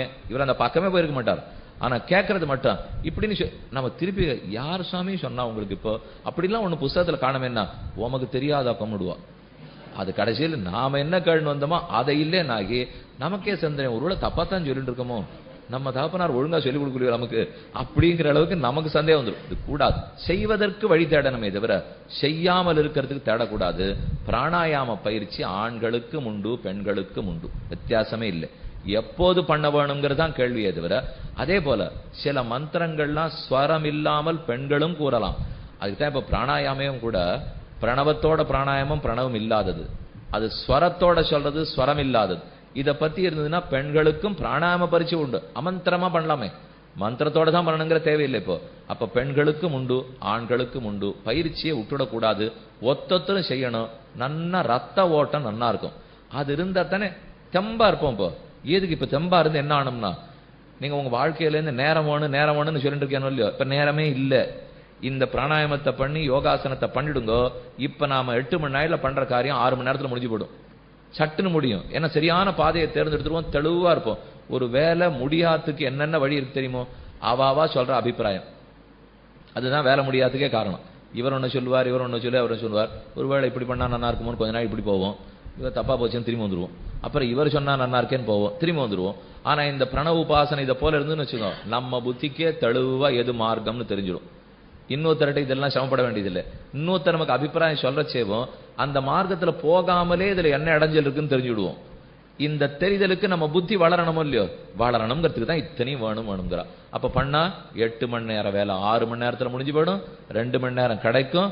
வாங்க உட்காந்துங்கோ. என்ன தெரிஞ்சுக்க போறோம்னா, இப்பதான் ஹரே ராமான்னு பஜனை பண்ண ஆரம்பிக்க போறோம். அவ்வளவுதான், வேற ஒன்னும் சாதிச்சிட போறது இல்லை. அந்த 2 மணி நேரம் அது கிடைக்கலையே, பகவன் நாமத்தை சொல்றதுக்கு உண்டான நேரம் நமக்கு கிடைக்கல. அச்சுதா அமர ரேரே ஆயிரதம் கொழுந்தே என்னும் இச்சுவை தவிரையான் போயின்னு அந்த நாமத்தை சொல்றது கூட கிடைக்கலையே. வெறும நாமத்தை சொல்றதுக்கு நாங்க இத்தனை பாடுபட்டு வரணுமான்னா அது என்ன வெறும நாமத்தை சொல்றதா? கலியுகத்துக்கு கலி கோலாகத்தை முடித்து பாபத்தை தொலைக்க போறதே பகவன் நாமங்கள் தான். யமனுடைய பயத்தை போக்க போறதே நாமம். அதை சொல்றதுக்கு இப்ப நமக்கு நேரம் இல்லையோ இல்லையோ. எங்கேயோ பாதி பேர் நாங்க காலை நடைப்பயிற்சிக்கு போகும்போது மந்திரங்களை எல்லாம் முடித்து விடுவோங்கிறா. செருப்பு போண்டா செய்யவே கூடாது, குளிக்காமலா செய்யவே கூடாது. அதனால பண்றத ஒழுங்கா பண்ணணும். ஒழுங்கா பண்ணணும்னா தப்பா பண்ணிடக்கூடாது. இப்ப மந்திரத்தை சொல்றேன்னு திருமந்திரத்தை உட்காந்து குளிக்காமலே சொல்றேன், எங்கோ திருட்டு துப்பெல்லாம் இது இந்த மாதிரிலாம் தப்பே வழிக்கே போகக்கூடாது. ஒழுங்கா செய்யணும். அதுக்காகத்தான் சுவாமி நாங்க செய்யறது இல்லை. பண்ணா ஒழுங்கா செய்யணும். இப்ப நீ சொன்னீர் பத்தியா, இதுக்காகத்தான் நாங்க அதுக்கு வரலன்னா பண்ணணும். மாந்தனையும் ஒழுங்கா பண்ணணும். அப்படி வச்சுங்க, பண்ணித்தான் ஆகணும். ஆந்தனையும் ஒழுங்கா பண்ணித்தான் ஆகணும். அதுக்கு தான் சொல்றார் ஏதன் வாகேவ ரிக் பிராணஹா. பிராணன் ஒண்ணு, அதே பிராணவாயு ஒண்ணு, வாக்கு ஒண்ணு. வாக்க இருக்குன்னு வச்சுக்கோ, பிராணன சாமம்னு வச்சுக்கோ. ஏன்னா சாமத்தை தானே பிராணன் இழுத்து பிடிச்சு சொல்லணும். வாக்கால இருக்குதானே சொல்ல போறோம். இந்த ரெண்டுத்துக்கும் கல்யாணம். ஏ உத்கீதா தத்வா ஏ தன் மிதுனம். இது ரெட்டை. இப்போ ஆணும் பெண்ணுமான இருக்கிற 2 பேர். யத்வா கிருச்ச பிராணச்ச சாமச்ச. ததேதன் மிதுனமோமித்தே தத் தஸ்மின் அக்ஷரே சகம் ஸ்ருத்யதே யதா வை மிதுனௌ சமாகச்சத ஆயதோ வை தாவன்யோன்யஸ்ய காமம். ரெண்டு பேர் சேர்ந்தா ஆண் பெண் ரெண்டு பேரும் போ இவர் விருப்பத்தை அவ பண்றா, இவ விருப்பத்தை அவர் பண்றார். அப்ப ரெண்டு பேருடைய ஆசைகளும் நிறைவேற ஆரம்பிக்கிறதோ இல்லையோ, அத போல உன் வாக்கும் பிராணனும் ரெண்டும் கல்யாணம் பண்ணி கொடுத்துன்னா உனக்கு நிறைவேறாத ஆசையே இல்லை. எத்த கேட்டாலும் அதை கொடுக்கறதுக்கு ஆரம்பிச்சிரும். ஆபயிதாகவை காமானாம் பவதி ஏததேவம் வித்வான் அக்ஷர உத்கீதம் உபாசத்தே. இப்படி யார் ஒருத்தன் எல்லா உத்கீதம் பிரணவம்னு உபாசிக்கிறானோ, இதை நினைச்சு நினைச்சு திருப்திப்படுறானோ, உள்ளத்துல அன்போட அத்தன் நினைக்கிறானோ, அவனுக்கு நீண்ட பயன் இருக்குங்கிறார். வெறுமை இல்லை, நான் எதுக்கோ சொல்லிட்டு போயிடல. பகவான் இடத்துல ஒரு பெருமை எப்பவுமே, என்ன வேலை செஞ்சாலும் கூலி உடனே கொடுத்துருவார். தள்ளிப்படவே மாட்டார். தப்பு பண்ணாலும் அதுதான், நல்லது பண்ணாலும் அதுதான். தப்பு பண்ணாலும் கூலி சட்டுன்னு கிடைச்சிரும், நல்லது பண்ணாலும் கிடைச்சிரும். இப்ப இந்த உத்கீத பிரணவத்தை பத்தி இப்படி நினைச்சோமோ இல்லையோ, அதுவே பிரம்மம் வாக்கு பிராணன் ரொம்ப முக்கியம், அதை விட்டு கொடுக்க போறது இல்லை. இதை நினைத்த உடனே அது என்ன கொடுக்கறது பாருங்க. அப்படி கொடுத்தா ஆபயிதாகவை காமானாம் பவதி காமானாம் பவதி. அவன் என்னென்ன விருப்பப்படுகிறானோ, புலந்தரும் செல்வன் தந்திடும் அடியார் படுதுயிர் ஆயனவெல்லாம் நிலந்தரும் செய்யும் நீழ்விசும்பருளும் அருளொடு பெருநிலமளிக்கும் பெத்த தாயினும் ஆயன செய்யும் நலந்தரும் சொல்லை நான் கண்டுகொண்டேன் நாராயணாவென்னும் நாமம். என்ன அந்த நாம இத்தனை நன்மை செய்யும், உனக்கும் கிடைக்குமே. அதை நன்னா தெரிந்து கொள். அந்த பிரணவத்தை தெரிஞ்சுட்டு உபாசிப்பாய். ஏததேவம் வித்வான் அக்ஷரம் உத்கீதம் உபாசத்தே தத்வா ஏதத் அனுஜ்ஞாக்ஷரம் யத்தி கிஞ்ச அனுஜானாத்யோமித்யேவ தத்வா ஹைஷ ஏவ சமிருத்திர்யதனுஜ்ஞா சமர்த்தயிதா ஹவை காமானாம் பவதி ஏததேவம் வித்வான் அக்ஷரம் உத்கீதம் உபாசத்தே. வேதத்தை சொல்றச்சே ஆரம்பிக்கிறோமோ இல்லையோ, ஓம்காரத்துல தானே ஆரம்பிக்கிறேன், முடிக்கிறச்சே ஹரி ஓம்னு மறுபடியும் ஓம்காரம் சொல்லி தானே முடிக்கிறேன். அனுஜ்ஞை. இப்போ ஒருத்தர் ஹோமம் பண்றார், அவர் கொடுக்கச்சே அந்த பிரணவத்தை சொல்லுவாராம். சரி, இப்படி எடுத்து கரண்டியில சேர்க்கலாம், சரி இதை எடுத்து நெல்லை சேர்க்கலாம், சரி இப்படி எடுத்து பாலை சேர்க்கலாம். இது ஒன்னொன்னுத்துக்கு அனுமதி பண்றதுக்கு என்ன சொல்லுவாளாம், ஓம் ஓம் என்னதான் அனுமதிக்கே கொடுப்பாளாம். மலையாளத்துல போனா ஆமே சொல்ல மாட்டாவா. அவ சொல்லதே நீங்க வரீங்களா சாயங்காலம் சந்திக்கலாமா, ஓம் என்றுதான் சொல்ல. அப்ப ஓம்ங்கிறது அனுமதிங்கிறது நம்ம தேசத்திலே இருக்கு பாருங்க. அதனாலதான் இவர் சொல்றார், அனைத்துக்கு அனுமதி பிரணவம் தான். இப்படி பண்ணலாம், நல்லத்தை பண்ணலாம், இப்படி ஹாகுதி கொடுக்கலாம், இப்படி பிராணாயாமம் பண்ணலாம் என்ன அனுமதிக்கிறதே அதுதான். அப்ப அத்தனை வாழ்க்கையில உனக்கு நல்லது கிடைக்கிறதுக்கு அனுமதியும் அதுதான் கொடுக்க போறதுன்னுட்டார். நீ நீண்ட ஆயுளோட இருக்கிறதுக்கும், ஆரோக்கியத்தோட வாழறதுக்கும், நல்ல குடும்பத்தோட திருப்தியா செழிப்பா இருக்கிறதுக்கும் அனுமதியே அதுதான் கொடுக்க வேண்டும். தேனேயம் திரை வித்யா வர்த்ததே. அந்த ஓங்காரத்தை ஸ்தோத்திரம் பண்றாரு. இப்போ ஏன் வேதம் அனைத்தும் அதுலதான் இருக்கு. தஸ்ய பிரகிருதி லீனஸ்த அப்பரஸ்த மகேஸ்வரா. அதனுடைய ஆகாரம் பிரகிருதி, அதுல பகவானே வர்த்திக்கிறார். வித்யா வர்த்ததே ஓமிதி ஆஸ்ரவயத்யோமிதி சகும்சதி. ஒருத்தன் ஸ்தோத்திரம் பண்றதும் ஓம்னு சொல்லித்தான், பாராயணம் பண்றதும் ஓம்னு சொல்லித்தான், முடிக்கிறதும் அத்தையே சொல்லித்தான். உத்காயத்தே தஸ்வைவாக்ஷரஸ்ய அபசித்தை மகிம்னா ரசேன. அப்ப அனைத்துக்கும் பெரும் ரசம் இந்த ஓங்காரமே. தேனோபௌ குருத்தே யஷ்சத தேவம் வேத யஷன வேத. இப்ப ரெண்டா சொல்றார். நாம் ஒரு கர்மம் பண்றோம், நம்ம வீட்டுல சாத்தம் பண்றோம்னு வச்சுக்கோங்க, இல்ல ஒரு கல்யாண காரியம் பண்றோம், சாத்த காரியம் பண்றோம், தர்ப்பணம் பண்றோம், ஏதோ ஒரு உபாசனம், ஏதோ ஒரு விதத்துல சாஸ்திரம் சொல்லி இருக்கிற ஒரு காரியத்தை பண்ண போறோம். அதுல இந்த பிரணவத்துக்கு இத்தனை பெருமை இருக்கு, இப்படிலாம் நான் நினைக்கணும், அதுவே பரமாத்மா, அதான் நமக்கு எல்லாம் நல்லது பண்றது. இதை தெரிஞ்சு ஒருத்தன் சாதம் பண்றான், இதை தெரியாத ஒருத்தன் பண்றான். ரெண்டு பேர் இருக்காள்னு வச்சுக்கோங்களேன். உன்னை தெரிஞ்சுன்னு பண்ணுவா. இப்ப நீங்க இங்க வந்து உட்காந்துருக்கு, சாந்தோக்கிய உபநிஷத்துல ஓரளவு 7 நாள் என்னன்னு தெரிஞ்சுக்க போறோம், திரும்ப போறேன். உங்க வீட்டுல இருக்கிற பெருமாளுக்கு பூஜை பண்ண போறேன். இதே இப்ப பக்கத்து வீட்டுல இருக்கிறவர் தெரியணும்னு இல்லையே, அவருக்கு இதெல்லாம் தெரியாது, பூஜை பண்ண போறார். இப்ப அவரும் பண்ண போறார், நாம தெரிஞ்சுட்டு பண்ண போறோமே, என்ன வித்தியாசம்ன்றார். அவரும் புஷ்பம் சாத்த போறார், சந்தனம் கொடுக்க போறார், பிரசாதம் கொடுக்க போறார். நானும் பூஜை சாத்த போறேன், சந்தனம் சமர்ப்பிக்க போறேன், பிரசாதம் சமர்ப்பிக்க போறேன். என்ன வித்தியாசம்? என்ன வித்தியாசம்னால் இது பலவத்தரமா வீரியவத்தரமா இருக்கணும் தான், அந்த ஞானத்தோட பண்ணாதான் உண்டுங்கிறார். ஒரு செயல் சித்தி அடையணும் இல்லையோ, இந்த காரியம் நன்னா பூர்த்தி ஆகணும் இல்லையோ, அதை இந்த ஓங்கார உபாசனத்தை தெரிஞ்சிட்டு பண்ணாதான் சட்டுன்னு பூர்த்தி ஆகும், நன்னா பூர்த்தி ஆகும். இதை தெரியாம பண்ணிட்டான்னா பண்ணது தப்பு இல்லை, அவர் தப்புன்னு சொல்லல, அப்படிதான் இருக்கும். அப்படி வச்சுங்களேன், அப்படிங்கிற அவ்வளோ இல்லையோ, அது எப்படி அப்படிதான் சுவாமி இருக்கும், அது என்னவோ அவ்வளவுதான் வச்சுங்களேன். அப்படின்னு என்ன கூடாது பண்ண தப்புங்கிறார்னா, பெருமானுக்கு ஆராதனத்தை பண்ணதை யாரான்னு இப்ப தப்புன்னு சொல்ல போறோமா? அப்படித்தான் இருக்கும். அதை யாரும் இல்லைன்னு சொல்லல இப்போ. ஆனா இதை தெரிஞ்சுட்டு பண்ணிருந்தியான்னா தான் வீரியவத்தரம். அப்ப அதனுடைய செயலை கண்டிப்பா அது முடிச்சு கொடுக்கும். ஆகவே அந்த வித்தியாசம் சொல்றார். தேனோ பௌ குருதே யஸ்ச தேவம் வேத யஸ்ன வேத. தெரிஞ்சவன் ஒருத்தன், தெரியாதவன் ஒருத்தன். நானாது வித்யாச்ச அவித்யாச்ச யதேவ வித்யா கரோதி. யாரெல்லாம் அந்த வித்தையோட அந்த ஞானத்தோட பண்றானோ அவனுக்கு வித்யா கரோதி. ஸ்ரத்தையோபனிஷதா ததேவ வீரியவத்தரம் பவதி. அது வீரியவத்தரமா இருக்கும். அந்த காரியத்தை நல்லா வீரியமா முடிச்சு கொடுக்கும். நம்ம நித்தியம் சஹஸ்ரநாமம் சொல்றோம். 1000 திருநாமங்களுடைய அர்த்தம் தெரியுமோ? தெரியாது சுவாமி. அது தெரிஞ்சு சொன்னா தான் பலமா? இல்ல இல்ல, தெரியாது சொன்னாலும் பலம் உண்டு. அப்ப தெரிஞ்சுக்க வேண்டாமே?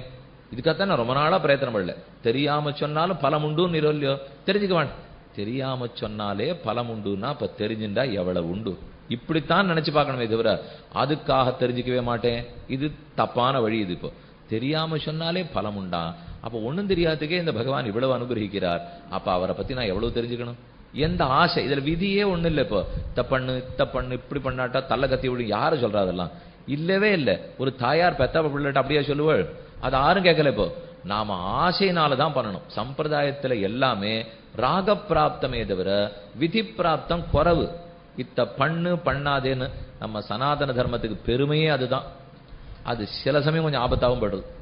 இப்படித்தான் பண்ணணும்னு சொல்லவே மாட்டா. இப்படியும் பண்ணலாம் அப்படியும் பண்ணலாம், உனக்கு எப்படி பிடிச்சிருக்கோ பண்ணிக்கோ. தெய்வமே இத்தனை வச்சுட்டு இருக்கமே. இந்த இந்திரன் இருக்கார், சந்திரன் இருக்கார், குபேரன் இருக்கார், சிவன் இருக்கார், பிரம்மா இருக்கார், ஸ்கந்தன் இருக்கார், காளி இருக்கார், எத்தனையோ பேர், எத்தனையோ தெய்வம் இருக்காளே. நான் ஒன்றும் குறையில்லை. இப்போ எது வேணா இருக்கட்டும், வேதோக்த தெய்வமா இருக்கணும். வேதத்துல அந்த தெய்வத்தினுடைய பேர் வந்திருக்கணும். அது இல்லைன்னா அந்த தெய்வத்தை வணங்கக்கூடாது. இது வரைக்குமான சனாதன தர்மத்தில் இருக்கவா தெரிஞ்சுக்கணும். சந்திரனா இருக்கட்டும், குபேரனா இருக்கட்டும், சிவனா இருக்கட்டும், பிரம்மாவா இருக்கட்டும், ஸ்கந்தன் ஷண்முகன் 6 முகமா இருக்கட்டும், 6 இருக்கட்டும், வேதத்துல அவ பேர் படிக்கப்பட்டிருக்கணும். அதுல இருக்கிற தேவத்தையை படிச்சிருந்தா அப்புறம் யார் பிரம்மம்னு தெரிஞ்சுக்க போறோம். அது அவாவா பாடு தெரிஞ்சின்ற அப்புறம் மோட்சத்துக்கு போறா, ஆட்சேபமே இல்லை இப்போ. ஆனா அதுவே இல்லாம புதுசா திடீர்னு தேவதைகள்லாம் வந்துடும். அவளுக்கு ஆசை வந்துடும். நான் என் வீட்டுக்கு பக்கத்துல இத்தனை முகத்தோட, அத்தனை காலோட, இத்தனை கையோடன்னு ஒருத்தர் திடீர்னு சிருஷ்டிச்சிருவார். இந்த மாதிரி எல்லாம் தேவத்தையை சேவிக்க முடியாது. வேதத்துல சொல்லிருக்கிற தேவத்தை தான் சேவிக்கணும். அதனால அப்பப்ப புது நகர்களிலே புது உருவத்தோட தெய்வங்கள் உருவானால் தயவு செய்து கண்டுகொள்ள வேண்டாம். அது ரொம்ப முக்கியம். ஏன்னா அப்படியெல்லாம் உருவத்தை வேதம் ஒத்துன்று இருக்கணும். அது ஒத்துண்ட தெய்வமா இருக்கட்டும். 6 மதங்கள் சொல்றோம் இல்லையோ? இப்போ வைஷ்ணவம், சாக்தம், கௌமாரம், காணாபத்தியம், சௌரம், சைவம், இதெல்லாம் மதங்கள். இந்த மதங்கள் வரைக்கும் அந்த நாள்ல இருந்து பெரியோர்கள் காலத்துல இருந்து ஒத்துன்னு இருக்கா. இதை தாண்டி இப்ப புதுசா ரொம்ப புதுசான மதம் எது தெரியுமோ? நானே கடவுள்னு. அது ஆத்மா அகம் பிரம்மாஸ்மி நானே கடவுள் இல்லை. இது இப்போ அது இருக்கவே இருக்கு, ரொம்ப நாளாவே பார்த்துட்டு இருக்கோம். ஆனா இப்ப சொல்றது அது இல்லை. பாருங்க, இந்த இடத்துல விஷ்ணு தெரிகிறார், இந்த இடத்துல சிவன் தெரிகிறார், என் நெத்தியில பிரம்மா தெரிகிறார், எல்லா உருவமும் நான் தாங்கிறார் திடீர்னு ஒருத்தர். அப்படியெல்லாம் நாங்க கேள்விப்பட்டதே இல்லையே. எங்க சங்கரன் அப்படி சொல்லல, ராமானுஜரும் அப்படி சொல்லல, மத்தரும் சொல்லலையே. அவளுக்கெல்லாம் தெரியல, அதனால சொல்லல. எனக்கு இப்ப தெரிஞ்சு போச்சுன்னால் இப்படி பேசுறவா பல பேர் இருப்பா. முதல்ல நான் தெய்வம்னு சொல்லிண்டா காதையே அங்க கொடுக்காதீங்க. அவன் தெய்வம்னு சொன்னா காது கொடுங்க. அதை விட்டுட்டு நானே தெய்வம்னா கண்ணன் ஒருத்தர் தான் சொன்னார். வந்தார் கீதாச்சாரியர், நான் புருஷோத்தமன் போனார். இன்னும் புரியல. என்னைக்கோ கீதை எழுதிட்டு போனார். இன்னி வரைக்கும் அது புரியலையென்னால் அதைத்தான் திருக்குறுங்குடி நம்பி நடத்துல திருக்குறுங்குடி கேள்விப்பட்டிருப்பில்லை, அங்க நம்பிகள்கிட்ட ராமானுஜர் சேவிக்கிறதுக்காக போனார். என்ன சமைச்சார், எல்லாம் மங்களாசாசனம் எல்லாம் முடிஞ்சு போச்சு, கிளம்பு போனார். போகிறச்சே நம்பிக்கை ஒரு சந்தேகம். ரொம்ப நாளாக உங்ககிட்ட ஒன்று கேட்கணும்னு நினைச்சிருந்தேன், அது சொல்றீரா, விளக்கறீரா? செய்யறேன். ஆனா நீ சிஷ்யனா கீழே நில்லு. கேள்வி இவ்வளவு உயரமா நின்று நீ கீழே நிற்க வச்சியானா? எனக்கு ஆச்சாரிய பதவி கொடு, நீ சிஷ்யனா உட்காரு. உடனே ஒரு சிங்காசனம் போட்டார் பெருமாள். இன்னைக்கும் கர்ப்ப கிரகத்துக்குள்ள ராமானுஜர் போட்ட சிங்காசனம் இருக்கு. நீங்க கேட்டீங்கன்னா ஓரமா நின்று அந்த மூலையில சேவிச்சீங்கன்னா சேவிக்கலாம். திருக்குறுங்குடி சேவிக்கு போற அன்னைக்கு நம்பியை தென் குறுங்குடி நின்ன அச்செம்பொனையத்துகிடும் திருமூர்த்தி உம்பர்வானவர் ஆதியம் ஜோதியை எம்பிரானே என் சொல்லி மறப்பனோன்னு ஆழ்வாருடைய பாசுரம். நம்பினோட முன்னாடி உட்கார்ந்தார். கேளு, என்ன கேள்வி? நானும் பிறந்து திருத்தணன் பார்த்தேன். பகவான் கேட்கிறார், நானே பிறந்திருக்கேன், எத்தனையோ அவதாரம் பண்ணேன், திருத்தணன் பார்க்கறேன், ஒத்தனை திருந்த மாட்டேங்கிறான். அது எப்படி ராமானுஜரே நீர் பிறந்து திருத்திட்டீர் எல்லாரையும்? அவளுக்கு பக்தியை விட்டுட்டீர். நாம் பிறந்தே திருந்தலை. என்கிட்ட கேட்டுண்ட ஒரு அர்ஜுனன் கூட சரணாதி பண்ணல. அவங்ககிட்ட நேர சொன்னேன், சர்வதன்மான் பரித்தெஜ்ஜ மாமேகம் சரணம் பிரஜானுட்டு கேட்டுனுட்டு தலையாட்டுட்டு காண்டிபத்தை எடுத்துன்னு போயிட்டான். அடுத்த வார்த்தை சரணம்னு சொல்ல வேண்டாமா? சொல்லாமலே போயிட்டான். என்ன கேட்டுண்ட ஒத்தன்கிட்டையும் பலிக்கலேன்னு அர்த்தம். ஆனா ராமானுஜர் இத்தனை பேரிடத்துல பலிக்க வச்சுட்டாரே, என்னமா சாதித்தீர்? சுவாமி பதில் சொன்னார், சொல்றேன், ஆனா நீ கோச்சுக்க கூடாது. இப்படின்னாலே கோவிச்சுக்கிறாப்புல சொல்ல போறான்னு அர்த்தம். இவர் சொல்றச்சேவே சரி, ஏதோ பீட்டிக்க வைக்கிறார், கோவிச்சுக்கு மட்டும் தான் சொல்ல போறார். அது நீ பிறந்து நாம் பெரியவன் சொல்லிட்டே இருக்க. நான் அதை சொல்ல மாட்டேன். அவன் பெரியவன் சொல்றேன். அதனாலதான் ஊர் நம்புறது. நான் பெரியவன் சொன்னா நம்பாது, அவன் பெரியவன் சொன்னா நம்பும். சொல்லிட்டார் உடையவர். நம்பி யோசிக்க ஆரம்பிச்சார். உடையவர் கிளம்பி போயிட்டார். உடையவர் புறப்பட்டு போயிட்டார். திருக்குறளை நம்பி யோசிக்கிறார். இவர் சொன்னதை நம்ம செய்ய முடியுமோ? நாம் அவதாரம் பண்ணி இன்னொருத்தர் பெரியவர் நம்மளால சொல்லவே முடியாதேன்னு அவர் யோசிக்கிறார். திரும்ப கூப்பிட்டார். சாமி, நான் பிறந்து இன்னொருத்தன் பெரியவன் எப்படி சொல்லுவேன்? அது நீர் சொல்லலாம், நான் தானே பெரிய, உண்மையைத்தானே சொல்லியிருக்கேன். சுவாமி ராமானுஜர் பதில் சொன்ன, பொய் சொன்னேன், நான் சொல்லவே இல்லையே, நீ உண்மையைத்தான் சொல்லியிருக்கே. ஆனா அதை நீ சொன்னா எடுபடாது, நான் சொன்னா எடுபடும் தான் சொல்லிட்டு இருக்கேன். இப்போ அதை நீயே பிறந்து சொன்னா யார் கேட்பா? நான் சொல்லி அதோ பகவான் பெரியவன் சொன்னா எல்லாரும் விடறேன்னு வருவா. நானே பெரியவன்னா ஊர்ல 4 பேரும் சொல்றா, சந்தேகம் வந்துடாதா? அப்படி இருக்காது. அப்ப இவர்களுக்கெல்லாம் நம்ம காதே கொடுக்க கூடாது. ஒத்துக்கொள்ளப்பட்ட சனாதன தர்ம தெய்வமா இருக்கணும், வேதம் ஏற்றுக்கொண்ட தெய்வமா இருக்கணும். அதைத்தான் இங்க வீரியவத்தரம் பவதீதி. ஆகவே இந்த உத்கீத உபானத்தனத்தை செய்வாய். இது முதல் பிரபாடகத்தில் முதல் கண்டம் இப்ப முடிஞ்சுடுச்சு. அடுத்த கண்டம் ரொம்ப சுருக்கமான கண்டம், ரொம்ப நாழியாக மாட்டேன். இன்னைக்கு ஆரம்பிச்சு 6:45, அதனால 8:45 முடிச்சுடுறேன். நாளையிலேருந்து சரியா 6:30 8:30 முடிச்சுடுறேன். இன்னைக்கு மட்டும் இந்த 15 நிமிஷம் கூட போகும், என்ன ஆரம்பிக்கிறச்சே 15 நிமிஷம் ஆயிடுச்சு. தேவாசுராகவை யத்ர சங்கேதிரே உபயே பிராஜாபத்யாஸ்தத்த தேவாஹ உத்கீதம் ஆஜக்னுஹு அனேனைதான் அபிபவிஷ்யாம இதி. 2 பேர். இப்ப பிராணனை பத்தி ஆதித்ய திருஷ்டி சொல்ல போறார். தேவர்கள்லாம் வரா, ஒருத்தருக்கு ஒருத்தர் பேசுறா. இவர்கள்லாம் அதிதிக்கு பிறந்தவா. கஷ்யப பிரஜாபதி. கஷ்யப பிரஜாபதிக்கு ஒரு மனைவி திதி, இன்னொரு மனைவி அதிதி. இந்த கதை கேள்விப்பட்டிருப்பீர்கள். திதியினுடைய பிள்ளைகள்லாம் தைத்தையர்கள், அதித்தினுடைய பிள்ளைகள்லாம் தேவர்கள். அதிதி பிள்ளை தான் இந்திரனே. அதித்தினுடைய கடைசி பிள்ளை தான் வாமனமூர்த்தியே. அதனாலதான் அவர் உபேந்திரன் உபேந்திரன்கிறோம். உபேந்திரோ வாமன பிராம்சு அமோகா சுசி ஊர்ஜிதா அதீந்திரஹான்னு சஹஸ்ரநாமத்தில் வருது இல்லையோ. இதெல்லாம் அதித்தினுடைய குழந்தைகள். வெள்ளம் தேவர்கள். தேவர்களுக்கும் அசுரர்களுக்கும் சண்டை. அசுரர்களை ஜெயிக்கணும்னு தேவர்கள் பார்க்கிறா. அதனால் கண்ணு காது மூக்கு இதிலே எதை நம்ம உத்கீத பிரணவமா உபாசித்து அதன் மூலம் சக்தி பெற்று கொண்டு அசுரர்களை ஜெயிச்சுடணும். இப்ப இது ஒரு பிரபாடகத்துல ஒரு கண்டத்துல பார்த்த மூலியம் இந்த பிரணவத்துக்கு இவ்வளவு ஏற்றம் இருக்குன்னு உடனே அதை நடைமுறைப்படுத்தி பார்த்துட்டார் இவர். இத போல தேவர்களுக்கும் அசுரர்களுக்கும் சண்டை வந்தது. அப்ப இந்த பிரணவத்தை வச்சிருந்து அவ ஜெயிக்கிறதுக்கு பார்த்தா, ஆனா எங்கெங்க தப்பு நடந்தது பாரு. ரொம்ப அழகான வேடிக்கையான கதை. தேவாசுராகவை எத்திர சங்கேதிரே. ஆதிசங்கரர் உடனே இந்த வியாக்கியானத்துல சொல்றார், தேவர்கள் அசுரர்கள்னா யாரும் நினைச்சுக்க வேண்டாம், வேதம் சொன்னபடி கேட்கறவன் எல்லாம் தேவன்கிறது. வேதம் சொன்னதை ஒத்துக்க மாட்டேன்னா அசுரங்கள். அதைத்தான் இப்ப சொல்லிட்டு இருக்கு சாஸ்திரம். அவர்கள் 2 பேரும் உத்கீத பிரணவத்தை, ஒருத்தன் ரஜோகுணத்தோட இருக்கிறவன் தேவர்கள், அசுரர்கள் தமோ குணத்தோட இருக்கிறவா சத்தகுணத்தோட இருக்கணும். ஆனாரா தேவர்களுக்கு அப்பப்ப ஆசையெல்லாம் வந்துடுறது இல்லையோ. இவ ஒத்தருக்கொத்தர் சண்டை. ஆஹா தேக நாசிக்யம் பிராணம் உத்கீதம் உபாசான் சக்ரிரே தகும் ஹாசுராக பாப்மனாக விவிதுஸ்தஸ்மாத் தேனோ பயம் ஜிக்ரதி சுரபிச்ச துர்கந்திச்ச பாப்மனாஹ்யேஷ வித்தா. முதல்ல நாசிக்யம், அந்த உத்கீதத்தை நாசிக்கம். நாசிக்கம் மூக்கு. மூக்குல இருக்கிறது இருந்து மூக்கு கிராணேந்திரியம் அப்படின்னா முகர்ற இந்திரியம் மூலியம். இது புஷ்பம் வச்சு பார்க்கிறோம், நல்ல மலர் வச்சுட்டோம், அது முகர்ற இந்திரியம். அந்த இந்திரியத்தையே உத்கீதமா உபாசனம் பண்ணலாம். அதை வச்சு பண்ணி பண்ணி பண்ணி அசுரால ஓட்டி விடலாமா? அவ முயற்சி பண்றா. ஏன்னா இப்பதானே திருஷ்டி விதிம்படி ஒன்னொன்னையும் நினைச்சு உபாசிக்கலாம்னு சொல்லியோ. அவ அப்ப பண்ணி பாக்குறா. நாசிக்யாம் பிராணம் உத்கீதம் உபாசான் சக்ரிரே. அந்த உத்கீதத்தை பண்ணி பாக்குறா. உடனே நிறைய பாப கூட்டங்களை எடுத்து தேவர்கள் பேசுற வீசுறான், அசுரர்கள் வீசுறா. வீசின உடனே அதுக்கு மேல அதால தாக்கு பிடிக்க முடியல. அந்த கிராணேந்திரியத்தாலே முகர்ற இந்திரியத்துக்கு தாக்கு பிடிக்கல. அப்படியே அந்த இந்திரியம் பலபலான்னு உடஞ்சு போச்சு. உடஞ்சு போன அன்னிலேருந்து என்னாச்சா? அன்னிலேருந்து மூக்கு துர்நாற்றத்தையும் கிரகிக்க ஆரம்பிச்சுதான், நறுநாற்றத்தையும் கிரகிக்க ஆரம்பிச்சுதான். அப்பதான் ஆரம்பிச்சது. இது ஒழுங்காத்தான் இருந்தது. அவ பாபத்தை தூக்கி வீசினமுன்னே தாங்க முடியல. அன்னிலேருந்து கெட்டது வந்தாலும் பிடிச்சிடும். ஏன் இது கொஞ்சம் வடி கட்டக்கூடாதா? இந்த மூக்கு பார்த்து நல்லதை மட்டும்தான் முகருவேன், கெட்டத்தை முகர மாட்டேன்னு சொல்ல மாட்டேங்கிறதே. எது வேணா உள்ள வந்துடுறதோ இல்லையோ, அதுவே ஆபத்து. இப்போ இதெல்லாத்தையும் சரிப்படுத்த போறார். இப்போ ஒரு நிமிஷம் நீங்க யோசிச்சு பார்க்கணும். கண்ணு இனிமே நல்லதை மட்டும்தான் பார்க்கும்னு ஆயிடுத்துன்னா, காது நல்லதைத்தான் கேட்கும்னு ஆயிடுத்துன்னா, பாதி பேர் நமக்கு வெய்யறது காதலியே விழாது, நல்லதை மட்டும்தான் கேட்கும். பத்ரம் கர்ணேபி ஸ்ருணியாம தேவாக பத்ரம் பஷ்யேம அக்ஷவிரிய சத்ராக. நல்லதுதான் காதல விடும், நல்லதுதான் கண்ணில் படும். ஆனா இப்ப அப்படி இல்லையே. பாப மூட்டையை தூக்கி வீசினா தாக்கு பிடிக்க முடியல தேவர்களாலே. அதனால படுத்து மேலே துர்கந்தி சுரபிச்ச துர்கந்திச்ச பாப்பனா ஹேஷ வித்தா. சுரபி துர்கந்தி.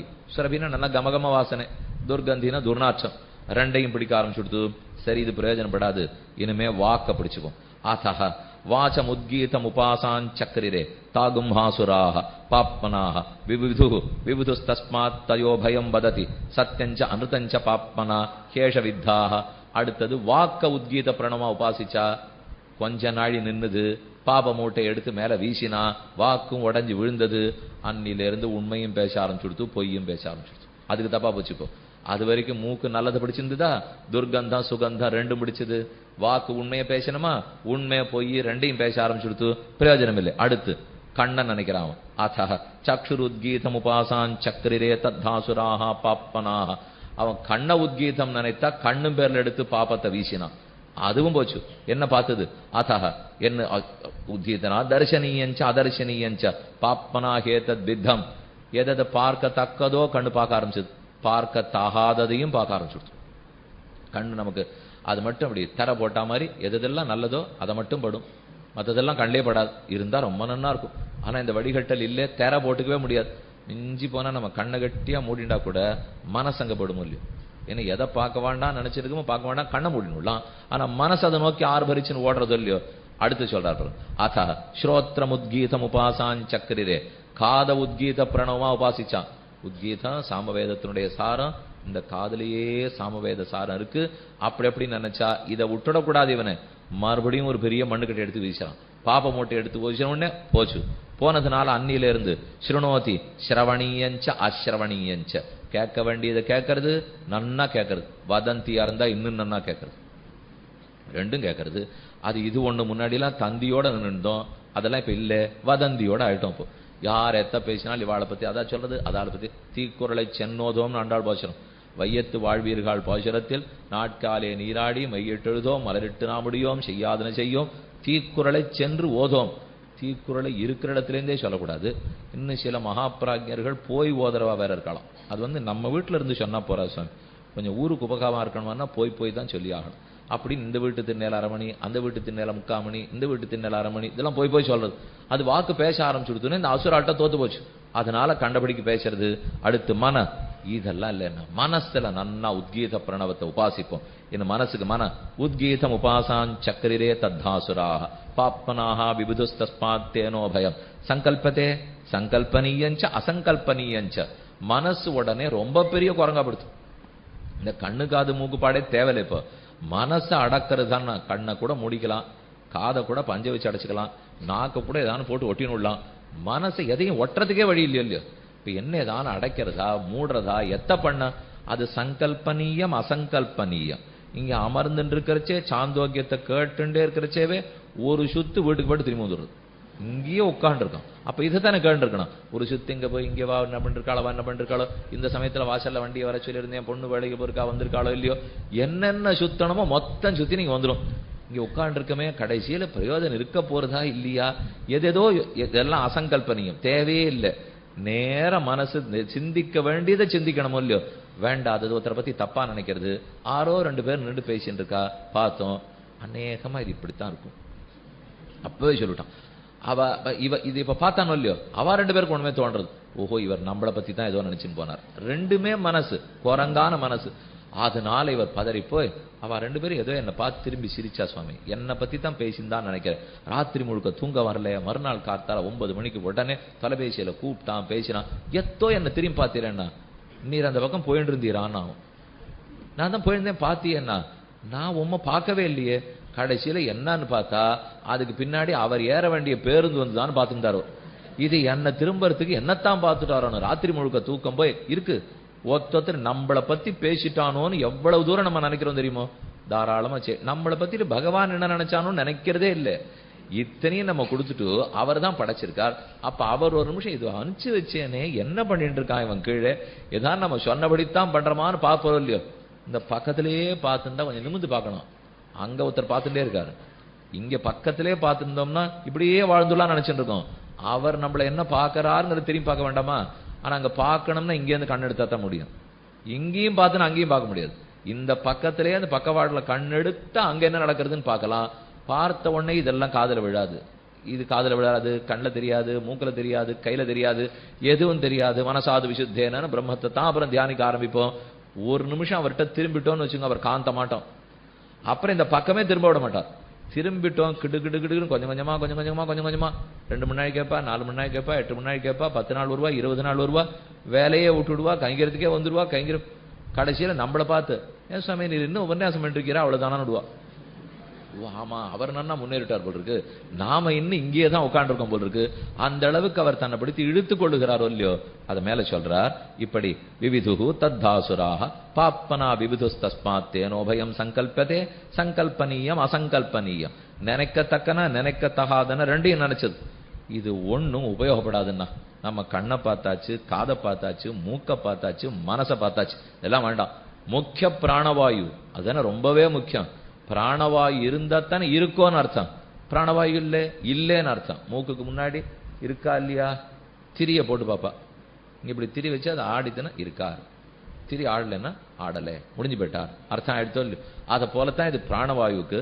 அதஹ ஏவாயம் முக்கிய பிராணஸ்தம் உத்கீதம் உபாசாஞ்சக்கரிரே தகும்ஹாசுராக ரித்வா விவத்வன்சுர் யதா அஸ்மானம் ஆகணம் ரித்வா வித்வம்சேத. அதுக்கு அஸ்மம்ங்கிறது மண்ணு கட்டியை நிறைய எடுத்துட்டு இவன் முக்கிய பிராண தேவதை இப்போ பிராணவாயுவை தான் உத்கீதமா உபாசிக்கிறான். ஏற்கனவே நம்ம ஒண்ணு பாபத்தை தூக்கி போட்டோம், பெரிய பாப்ப மூட்டை மண்ணு கட்டி எடுத்தான். அதை எடுத்து இந்த தேவர்கள் பேசுற வீசுறான். அது நேர பிராண தேவதையோட மோதிட்டு மண்ணு கட்டி சுக்கலா படுத்து. இது வரைக்கும் போட்டதுக்கெல்லாம் இவன் சுக்கலா போனானோ இல்லையோ. இப்ப பிராண தேவத்தின் இடத்துல விரோதிக்க முடியல, மண் கட்டி சுக்கலா விழுந்துடுத்து. ஏவம் யதா அஸ்மான மாகணம் ரித்வா வித்வம்சத ஏவகம் ஹைவ ச வித்வம்சஸ்தேய ஏவம் விதி பாபம் காமயதே யச்சைனம விதாசதி ச ஏஷா அஸ்மாகண. இந்த அஸ்மமத்தனை வினபோச்சு. அதே போல யார் ஒருத்தன் உத்கீதத்தை பிராண தேவத்தைன்னு உபாசிக்கிறானோ அது ரொம்ப முக்கியம். அந்த பிராண தேவதையே உத்கீதம், அவரே பிரணவம், அவரே பிரம்மம், அவரேன்னு உபாசித்தா நன்னா நிலைப்படுமாம் பிராணம். நம்ம மூச்சு இப்போ ஒரு நிமிஷத்துக்கு எத்தனை விடுறோம்? 16 தடவை மூச்சு இழுத்து விட்டு இருக்கோம். நல்ல ஆரோக்கியம் எப்ப தெரியுமோ? 12க்கு குறைக்கணும்.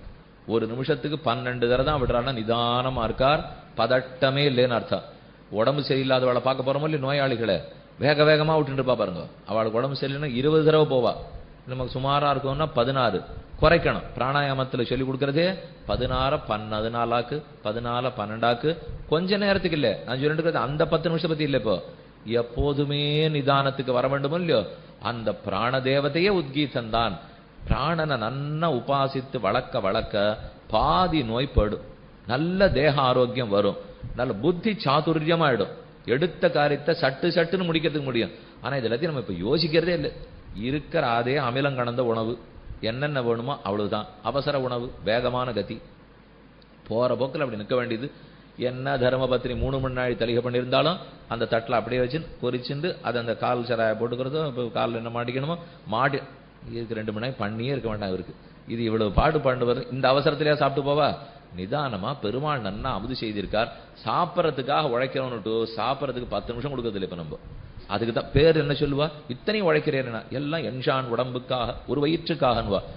வயிற்றுக்காகங்கிறே ஒருவேளை ஒழுங்காவே சாப்பிடலையே நீர்னா அவ்வளவுதான், அனுபவமே இல்லை. ஆனா எதுக்கோ ஓடிண்டே இருக்கும். அப்படி நினைச்சிடக்கூடாது. இந்த சரீரத்தை நன்னா பாதுகாக்கணும்னா பிராண தேவத்தை பாதுகாப்பா இருக்கணும். அது இருக்க ஆரோக்கியம் நன்னா இருக்கும். இது இந்த உலகத்துக்கு எவ்வளவு தேவை? இப்போ நம்ம பிராணாயாமம் பண்றது இல்லையே. அப்படி பிராணாயாமம் பண்ணும்போது இதுவே ஓங்காரம், இதுவே பரமாத்மா, இது எவ்வளவு எனக்கு முக்கியமோ அத்தனை தூரம் பிரம்ம முக்கியம். இந்த திருஷ்டி வரத்தான் அது அப்படியே நிலைச்சு நிற்குமா. நின்னா அசுரன் வந்தா மண்ணு கட்டி வீசினா போயிடுதுன்றது என்ன? நோய் வீசினா போயிடுன்னு அர்த்தம். விரோதி வீசினா போயிடுன்னு அர்த்தம். யார் என்ன வெச்சாலும் ஓடிப்போடுன்னு அர்த்தம். இதுதான் கவச்சம் போட்டுக்கிறதுக்கு வழி. இதை விட்டுட்டு நம்ம என்னென்னமோ வழி தேடிட்டு இருக்கோம். இப்போ அதெல்லாம் உதவுமா? இதை புரிஞ்சுக்கணும். வித்தம் சத்தேய ஏவம் விதி பாபம் காமயத்தே யச்சைனம் அபிதாசதி. அனைத்தையும் தாண்டுகிறான். அஸ்மத்தை உடைச்சு போட்டா போலே இவனிடத்தில் பாபங்கள் மோதி உடைந்து போகின்றன. நைவைதேன சுரபி ந துர்கந்தி விஜானாத்யபகத பாப்மா கேஷதேன யத் அஸ்னாதி யத் பிபதி தேன அதரான் பிராணானவதி ஏதமு ஏவாந்ததோ விவிக்ராமதி வியாதவாத்தியேவ பவதி அனப்தாக. அழகான மந்திரம் முடிக்க போறது. இப்போ இந்த கண்டம் முடிவடைகிறது. தேனைவ ஏதேன சுரபின துர்கந்தி. இந்த முக்கிய பிராணன் வசப்பட்டு அதை உத்கீத பிரணவமா நினைச்சுட்டேனால் என்னவா? இது இந்த பிராணங்கிறது துர்கந்தம் சுகந்தம் ரெண்டையும் பிடிக்காதுங்கிறது, பேசக்கூடியது பேசக்கூடாதது ரெண்டையும் பேசாதுங்கிறது, கேட்கக்கூடியது கேட்கக்கூடாதது ரெண்டையும் கேட்காதுங்கிறது, நினைக்கக்கூடியது நினைக்கக்கூடாது ரெண்டையும் நினைக்காதுங்கிறது. பின் என்ன சுவாமி பண்ணும்னா, நினைக்கக்கூடியது மட்டும், பேசக்கூடியது மட்டும், பார்க்கக்கூடியது மட்டும், கேட்கக்கூடியது மட்டும். அப்ப அந்த பிராணன் உன் வசத்துக்கு வந்துடுத்துனால் நல்லதே தான் பார்ப்பே. இந்த மாதிரி நம்ம வாழ்க்கை மாறிடுத்துனா என்னமா இருக்கும்?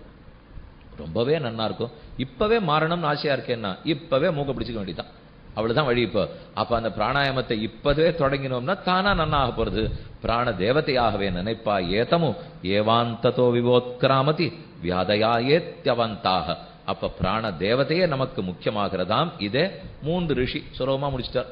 இன்ன ரிஷி அங்கிரசு ரிஷி, அவர் இப்படித்தான் நினைச்சு உபாசித்தாராம், அதனால சிறந்த பலத்தை பெற்றார். தகும் ஹாங்கிரா உத்கீதம் உபாசான் சக்கர ஏதம ஏவாங்கிரசம். அடுத்த ரிஷி ப்ரஹஸ்பதி, அவர் எப்படிதான் உத்கீத பிரணவத்தையே தான் பிராணனா உபாசித்தார், பெருமை பெற்றார். ஆயாஸ்ய ரிஷி, அவரும் உத்கீத பிரணவத்தை தான் உபாசித்தார் பிராணமாக, அதனால நன்மை பெற்றார். தேன தகும் பகோ தால்பியா விதாசாஞ்சகார சகை நைமிஷீயானாம் உத்காதா பபூவ. அத போல தால்பியர் அப்பா பிள்ளை சொல்றாரு. இப்போ பகஹா ரிஷியினுடைய பிள்ளை பகர், தால்பியருடைய பிள்ளை. அவர் இன்னாருக்கு சொல்றார், நைமிஷாரண்ய கஷேத்திரத்தில் இருக்கிற ரிஷிக்கு சொல்லி கொடுத்து இந்த சிறந்ததை கொண்டு அந்த ரிஷியே பலம் பெற்றார். நைமிஷாரண்யம் கேள்விப்பட்டு அங்கதானே பாகவத புராணமே படிக்கப்பட்டது. அங்க ரிஷிகள்லாம் கூடியிருக்காளாம். அவர்கள் எல்லாருக்கும் இந்த அர்த்தத்தை அவர் சொல்லிக் கொடுத்து நன்மை ஏற்பட்டது. ஆகாதஹவை காமானாம் பவதி ஏததேவம் வித்வான் அக்ஷரம் உத்கீதம் உபாஸ்த இத்தியாத்மம். இது சரீர விஷயமான உபாசனத்தை சொல்லிக் கொடுத்தோம். இப்படி பிராணனாக, கண்ணாக மூக்காக நாக்காக வாயாக இல்ல, முக்கிய பிராணனாக உத்கீத பிரணவம், பிரணவமே பிரம்மம், நமக்கு அத்தனை ஆயுர் ஆரோக்கியத்தை அது கொடுக்க போறது. இதை வச்சுட்டு மேல ஆனந்தமா தெரிஞ்சுக்க போறோம் என்கிற உறுதி உன்னிடத்துல ஏற்படணும் என்று 2ஆம் கண்டம் முற்று பெற்றது. மேலே முதல் அத்தியாயத்தில் இருக்கிற மற்ற கண்டங்கள் பெருமான் தாமரை கண்ணனை பத்தி அவன் இன்னான் ரொம்ப ஆச்சரியமா விளக்கமா சொல்லியிருக்க போற. தஸ்யதா புண்டரீகம் ஏவம் அக்ஷினின்னு சொல்றதுக்கு அப்பியாசம் புண்டரீகம் ஏவம் அக்ஷினி, தாமரை கண்ணனுடைய வைபவத்தை. மேலே கஹோளர் என்ன சொல்லியிருக்கார், உஷஸ்தி உபாக்கியம். இதுல கதை நிறைய உண்டு. இவா 2 பேரும் பேசிட்டு ரொம்ப ஆழமான கருத்தை சொல்லுவா.